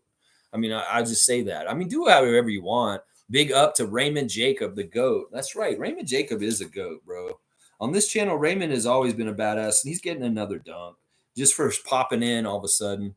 Let's see what else you guys are saying. Trevor's saying, I already given the Trevor J Cup and the Yahoo Fantasy Prize. Yeah, he's given a lot to this channel. Holy crap. Y'all don't ask anymore from Trevor J. Seriously, he's so benevolent and kind. If we could get together here in town at some point, maybe it'll happen, but let's not hold our breath. All right, no more comments. Thank you, Monique. Yeah, I'm definitely getting on the home stretch. And Jillian saying 11:30, Lex, we're all weird. Don't worry about it. I appreciate that, Jillian. I appreciate that. I accept all y'all's weird. And I know Tommy does too. It's a little raw right now, and maybe he just needs a little bit of time and perspective, and we'll be fine. I think we'll be fine down the road. We've been interacting privately, and we've touched base, and we're friendly still. It's not like he absolutely hates me. He's turning his back on me. No, he just needs a break, is what he said. And I'm pretty sure he'll show back up, guys. Cowboy saying later, Lex, bam, Rabbit Freaks. Have a great and safe day. I'm all about that, Cowboy. You have a safe trip, safe travel, and, everything fine and great to get you over there. Blackhawk saying my East vote is for Halliburton, Lillard, Scotty, Pascal, and Embiid. Man, you're putting Embiid on there. I can get behind most of that. Let's see. Go Raps, and let's fucking go, and let's go Darko. David's saying at Blackhawk, I'm disappointed with the Embiid. Yeah, I'm with that. He's got the pink doo-doo. Jillian's saying, no, sorry, no dope for me, but go Raptors. Yeah, everybody's different. Everybody's got their own little things. I don't drink anymore. So in some ways, the cannabis is my guilty pleasure. And other people have different things that they like. Cognac, cigars. It's all different. Raymond's saying, respect, Seymour. Respect, Raps fam. Let's get it done tonight. Bang, bang. Bang, bang. He makes me think of Cactus Jack. And he says, bang, bang. Have a nice day. It's awesome. Cool Cat saying at Blackhawk, Nick Nurse has improved Embiid's skills even more. Scary to see Embiid lead the league. Yeah, that's the mad scientist of Nick. unleashed on the Sixers, their defense, and Maxey and Embiid. It is scary. It is scary, Cool Cat. Oh my gosh, it's scary. Friday night, we'll get to see it. Milbester's saying Knicks haven't even faced the Pacers and Magic yet, and they're about to play them the next road trip after the Christmas games with the 2 games at home with the Bucks. That's a scary part of the Knicks schedule. Yeah, we'll see. I mean, listen, we'll see you guys again soon, I'm sure, also at some point. Cool Cat saying, Lex, I just want Scotty to get as much awards as he can that is out there. Why not win every type of award as possible? That's why I added MIP to the list. He's in the running. I think he could win it, but I don't know if they're going to give him 2 things at once. They may just give him the All-Star this year and say, you got All-Star. He's an All-Star. I don't know. In some ways, I'd much prefer him be an All-Star. I could see them doing like Maxey up with All-Star and Most Improved this year. I really can. I really, really can, unfortunately. But that's, in some ways, that's what you were saying, your original point, that their team is top of the league, the Sixers. And he may get more consideration for that factor for Most Improved because of that and the factor of how the Sixers have improved overall as a team. It may be harder with our winning percentage for Scotty to get Most Improved because of that. In fact, that helped Siakam when he won it. We were one of the top teams in the East. And that was easier to like contend that Siakam's the Most Improved because he improved himself and the Raptors improved and were very high up in the standings. So I would love for him to get Most Improved too. And I'm with you on, I'd like to see him get as many awards as possible also. Milbester saying Knicks have 4 games with Orlando and Indiana. Magic got really good from last year. It'll be interesting to see how they play against Orlando because they gave us tough time in the past. Orlando's no joke. And honestly, a lot of the teams in the league that you could take lightly a couple of years ago, you can't anymore. Whether it's the Thunder, whether it's even the Hornets, whether it's the Magic, they're all way better. The whole league is getting way more competitive. Even the Knicks are much better than they were a couple of years ago right now. And everybody needs to be taken a lot more seriously. In some ways, we've gotten worse while everybody's gotten better. And that's part of the problem with the Raptors right now. Fun Guy's laughing. Lex getting into it with a Celtics fan server. Laugh my ass. Fun Guy, if you were there, you would be laughing your ass off too. Like seriously, this guy was out of pocket. He looked like Brian Scalabrini's little brother, and he's wearing like this Lacoste crocodile green collared shirt. And he's like, obviously they let the employees at the NBA restaurant wear the gear of whatever team they root for. I don't know where this jabroni's from. If he is a Toronto guy that's a Boston fan, well, fuck you. And if he's some guy who they flew in just for the day of the in-season tournament, the Boston was here against the Raptors that we went to, whatever it was, he was there to troll Raptors fans in the Toronto NBA restaurant in Toronto, the new restaurant down at the Lakeshore. And he came at us in a very aggressive, like trolley way, and I wasn't having it. I was the last Raptors fan he needed to do that to. Maybe he thought we'd be nice little Canadians and be like, okay, yeah, we're gonna let you just insult us as you're like getting our drink order. No, fuck that. I told him straight up, you can fuck right off. And yeah, I didn't say it exactly like that, but it was pretty much what I said. Jam Joe's is saying, you can't hate that. These Celtics fans are hoes. That's right, Jam Joe's. Thank you. Yeah, you can get mad at that. I had to stand up for us. Jam Joe's getting his third dunk of ever. Jam Joe's, thank you for the backup. You can get mad at me for getting mad at Boston Celtics bus boy coming in and getting her drink order because the server, the waitress, she was actually getting changed because she just started her shift. And I was like, I don't want to talk to him. I want to talk to her. Hopefully she has a Raptor shirt on. I want my waiter to have a Raptor shirt on, not a Boston Celtics green shirt. No, it was horrible. David's saying if he's wearing a Celtics jersey, he's not a human, let alone a server. Let's not get to that point, David. Now, see, we still need to go down there and see if he still works there. I'm telling you, David, you and I need to go to the NBA restaurant, just you and me, in our impolite Canadianism, and go down there and just show our side as our edgy Canadianism and just be like, yeah, can we have that guy, please, as our server? Yeah, let's make his life miserable. Make his life miserable. Yeah, let's ask for him specifically. That guy over there, the green shirt, can he be our server? What's his section? Can we go sit in his section, please? Yeah, David and I, just him and I. Maybe we can bring Peter too for fun. Yeah, come down there and we'll just do this, David. I think we need to.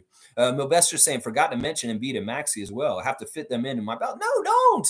You don't have to fit them in. Knicks fan, come on, man. Come on. You do not. I'm keeping in mind that for every team, whether good or bad, they each have top players that deserve votes. All right, Milbester, it's your life. Do it however you want to do it with your all-star votes. Do it however you want to do it. Just make sure you give some votes to the Raptors too. That's all I'll ask. Race Mode saying, now I really wish I had made it out that night. I agree. Wearing another jersey, all rules out the window. I also grew up in New York, so I'm all in. There you go. Edmund understands what I was saying. Tommy's a nice guy, and I get it. I get it. In some ways, I was showing my ass, and it maybe was a little uncomfortable because I was very like not nice to the guy, but rightfully so. Rightfully so. Seriously. Fun guy saying, but Lex, you letting sports drastically influence your day-to-day interactions. Laugh out loud. In some ways, I can't help but be a Raptors fan first. In some ways, that's no problem. We had to leave that restaurant anyway because David and Peter were late and they couldn't get to the restaurant. We were supposed to meet them there and eat with them, but they were like, we can't get to the restaurant. So we hadn't even ordered food yet. So it was good that I told that guy to fuck off, because if we had ordered stuff, we would have been sitting there still. So we could leave before we even got any of the meal, and we went and ate somewhere else instead. And it worked out in the end because David and Peter weren't able to get to the restaurant. So we needed to leave anyway. So it all worked out in the end. David saying, Jeepers, I'm sorry I mentioned all-star voting. Holy shit, Batman. I know. We're getting everybody's details. And that's fine. I like it. It's interesting. I think it's pretty cool. Seymour saying, I approve 100% of Alexa's actions towards the enemy Celtics in respect of my broski from Tom Duke. I'll respect you both. There you go. There you go. Yeah, neither one of us was wrong. It's just a different approach.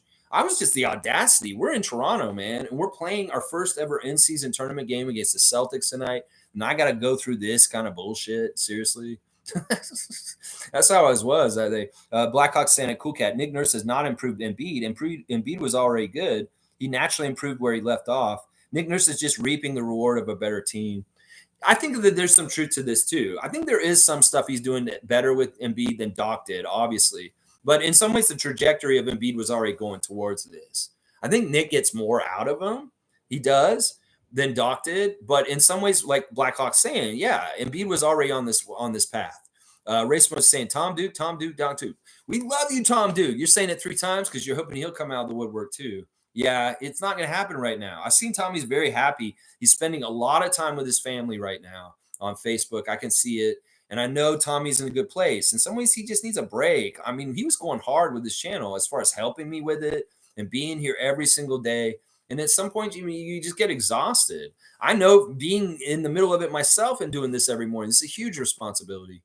And it's not easy to do. It's a marathon, and it takes a lot of endurance and really wanting to do it. And in some ways, Tom just doesn't have it in him right now to want to be as involved in the channel right now. But this is the thing, him and I, he's still a producer on this channel. He still has all the tools to come in and change the emotes and do all that stuff. And when he's ready, he can come back and do it at any time. I'm not stripping him of anything that he's doing as a responsibility or what he wants to do just to help. He can come back and do it at any time. There's no ill feelings from me at all. All right, let's see. Fun guy saying, I'm quitting after Christmas and New Year's too. So only time will tell how that'll affect my day-to-day, just like Nameless. I want to cut down myself. I'm actually considering going to edibles because I really feel like the smoke is hurting my voice and my ability to talk. And I think that I might need to figure out better ways of getting cannabis into me without getting the smoke and the stuff from lighters. I feel like that's one of the worst things. I know that Naco the Nacho in the past and I talked about using matches. It's much better than the fluid from the lighters. It can be very damaging to you if you're repetitively using it. So I'm looking into other ways of how I take my cannabis, and I may go straight up edibles just to avoid that kind of stuff. I don't know. I'm going to figure it out. A lot of things are going to change next year for me, and you're going to see it on the channel. Watch. Milbester saying, the thing that I know is that I know that every fan base will vote for their players on their team they root for. I do this with the MLB All-Star voting too, just like to give other players from a team chance too. Yeah, there's no problem with that. No problem with that, Milbester. Listen, do what you're doing with your All-Star votes. I may have a different strategy, but you do what you want to do, man. Jillian saying, Lex, your personal is your personal. No worries. It is what it is. I mean, I'm very open about my life on here, and maybe to a detriment, but I don't care. In some ways, I got to be me. I got to be me. Blackhawk saying that David, no matter how annoying Embiid is, he's talented. Yeah. I mean, that's true. In some ways, that's very true. Jillian saying at Fiercey, sometimes there are ads for tickets. Cheers. We'll have to see how the ticket prices fluctuate. Maybe they'll be a little bit better. Maybe there's a game that's not a most marquee game. That's a lower price game. Like, maybe there's another Charlotte game or Washington game around that time. In some ways, I would advise people that are coming from out of town to take a cream puff opponent.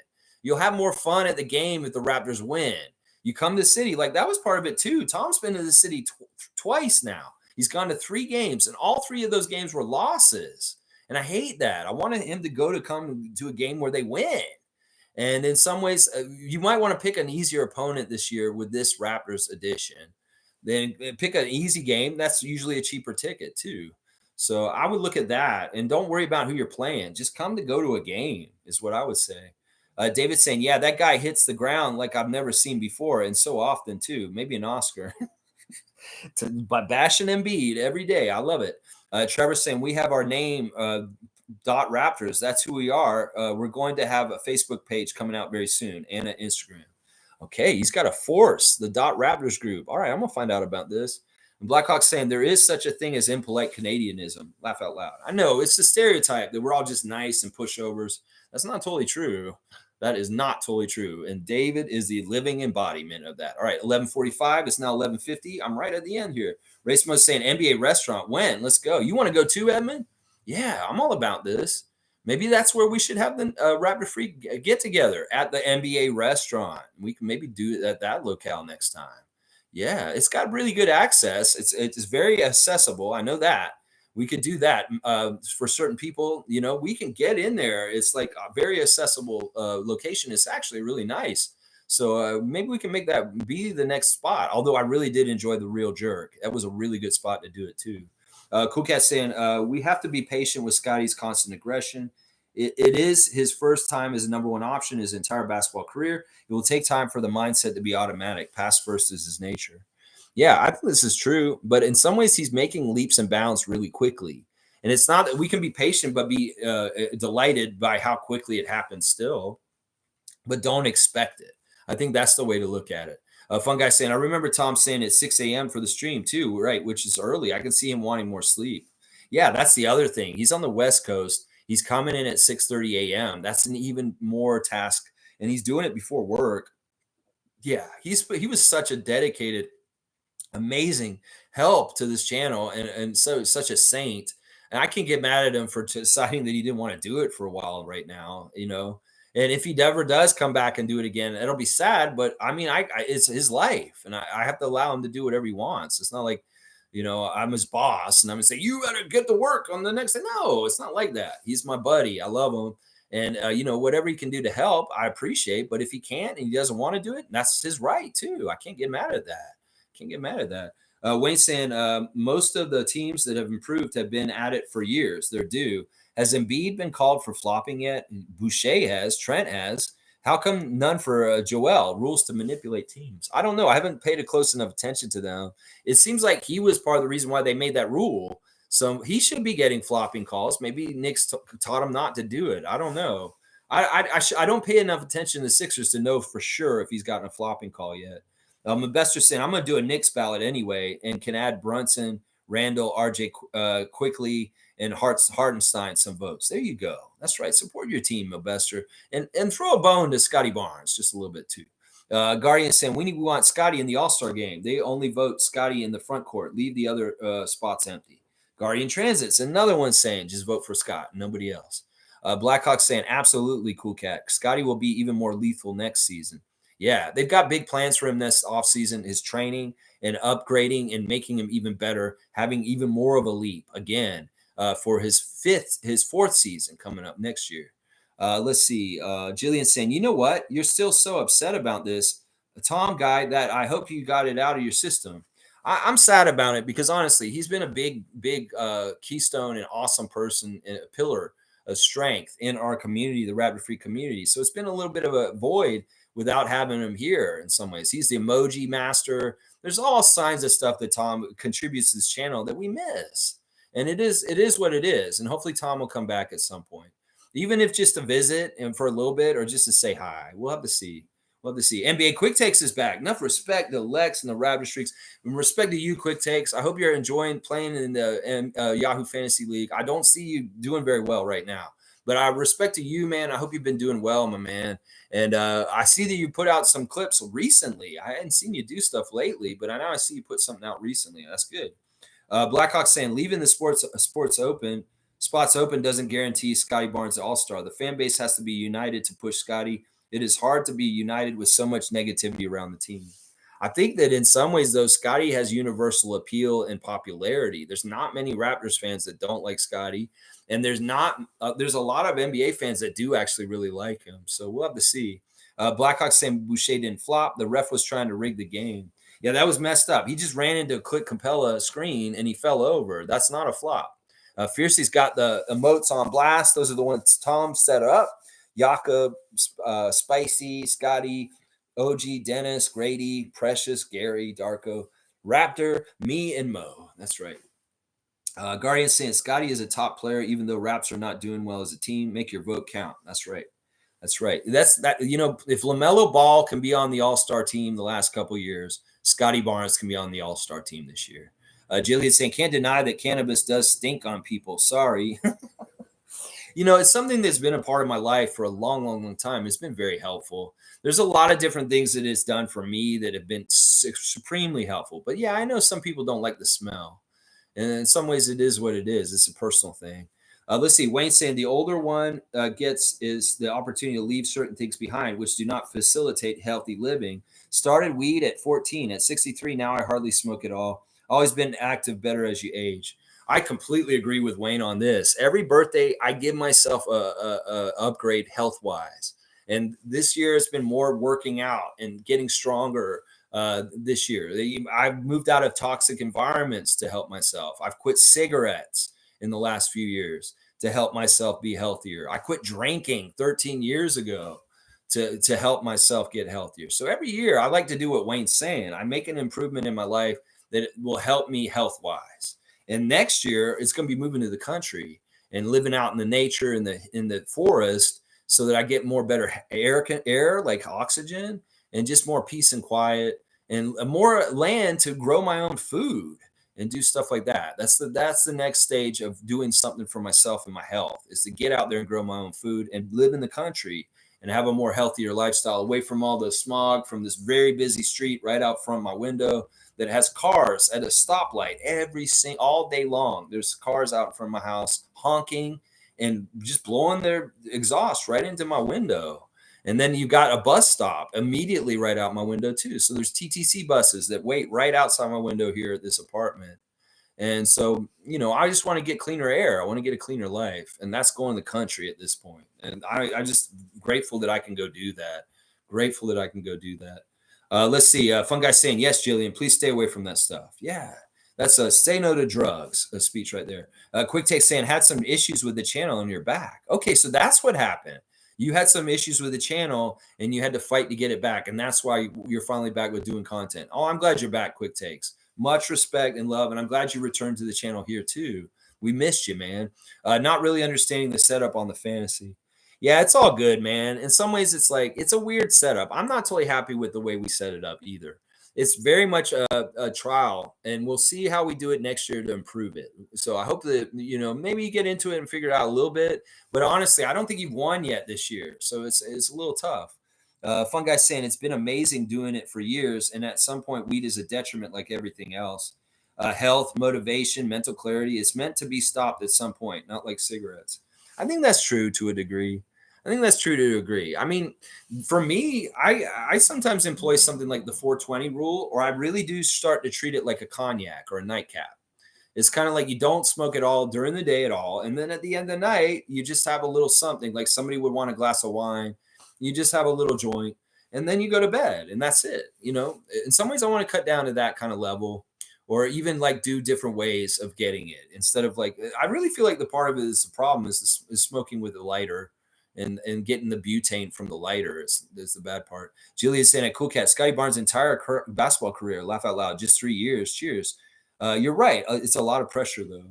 And there's 12 o'clock. All right, we got 2 minutes. Blackhawk saying, I built a plant bucket with my 3D printer. I can grow 20 or more plants in it. That's awesome.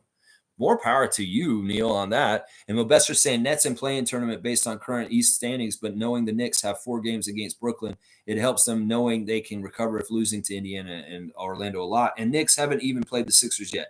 Jesus, our schedule is nuts with the back-to-backs, and we haven't had our first of 2 West Coast trips. All right, Milbester, on that note, a little bit of Knicks freak stuff. All right, let me wrap it up real quick, guys. We're playing the Nuggets tonight.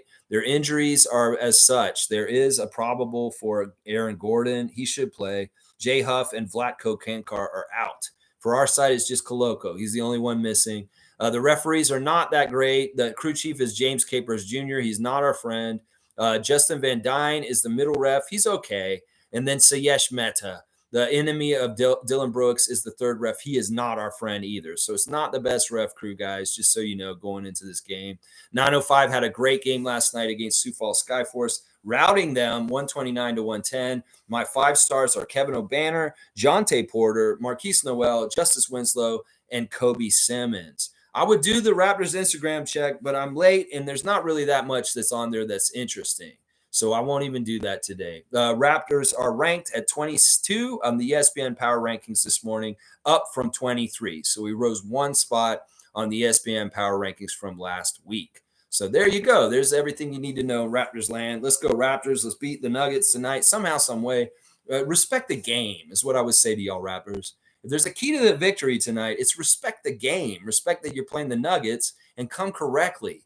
Because to beat a team like the Nuggets at their caliber, you need to be very much at your top level best. So please, if you can do this in any kind of way and get a good outcome tonight, I'll be very happy. All right, y'all. Thanks again. Let's see. Quick Takes saying, all right, I will set my lineups weekly. Yeah, do what you can. Quick Takes. Maybe you can salvage something. Only the top 8 teams get in our playoffs in there, and there's 20 teams, and you're starting from the bottom. Mobester's saying, good luck with the Nuggets. Knicks will have to play them later in the season. Cool Cat saying at Jillian, Scotty has been playing basketball since a kid. He has represented Team USA many times and won all the time too. So I'm including those. For example, Cade always number 1, Jalen number 2, and Mobley number 3. Yeah, he's definitely the best player from his draft class as the number 4 pick at this point. We had a ranking that came out that I posted in our chat on Facebook yesterday that had him just above Alpern Sengun as the top 2 players from that draft class. And Fun Guy's saying, for now, fuck all that shit. The smoke weed every day, baby. There you go. And that's probably what I will do very shortly, Fun Guy. Cool Cat saying that Jillian also, Scotty was around number 4, coming off the bench in support role. So take time for his mind to change to the pass first. Okay, you understand what each other is saying. All right, y'all. Once again, I appreciate y'all. Please like, comment, subscribe, and share. And just like Randolph Phillips said earlier, go out there and do some good in the world today. Put a good effect on someone out there and change lives. Just by being a good example or just being a kind, benevolent person. I'm all about that. If they're not wearing a green Celtic shirt, yeah, go ahead and be nice to them. All right, y'all. Please like, comment, subscribe, and share. And let's go, Raptors. Let's beat the Nuggets. Do it for Darko. I should say a main event. Our main event marquee matchup tonight is Serbian versus Serbian. Nikola Jokic versus Darko Rakovic. It's a Serbian matchup. There you go. There's your main event marquee matchup. Let's go, Raptors.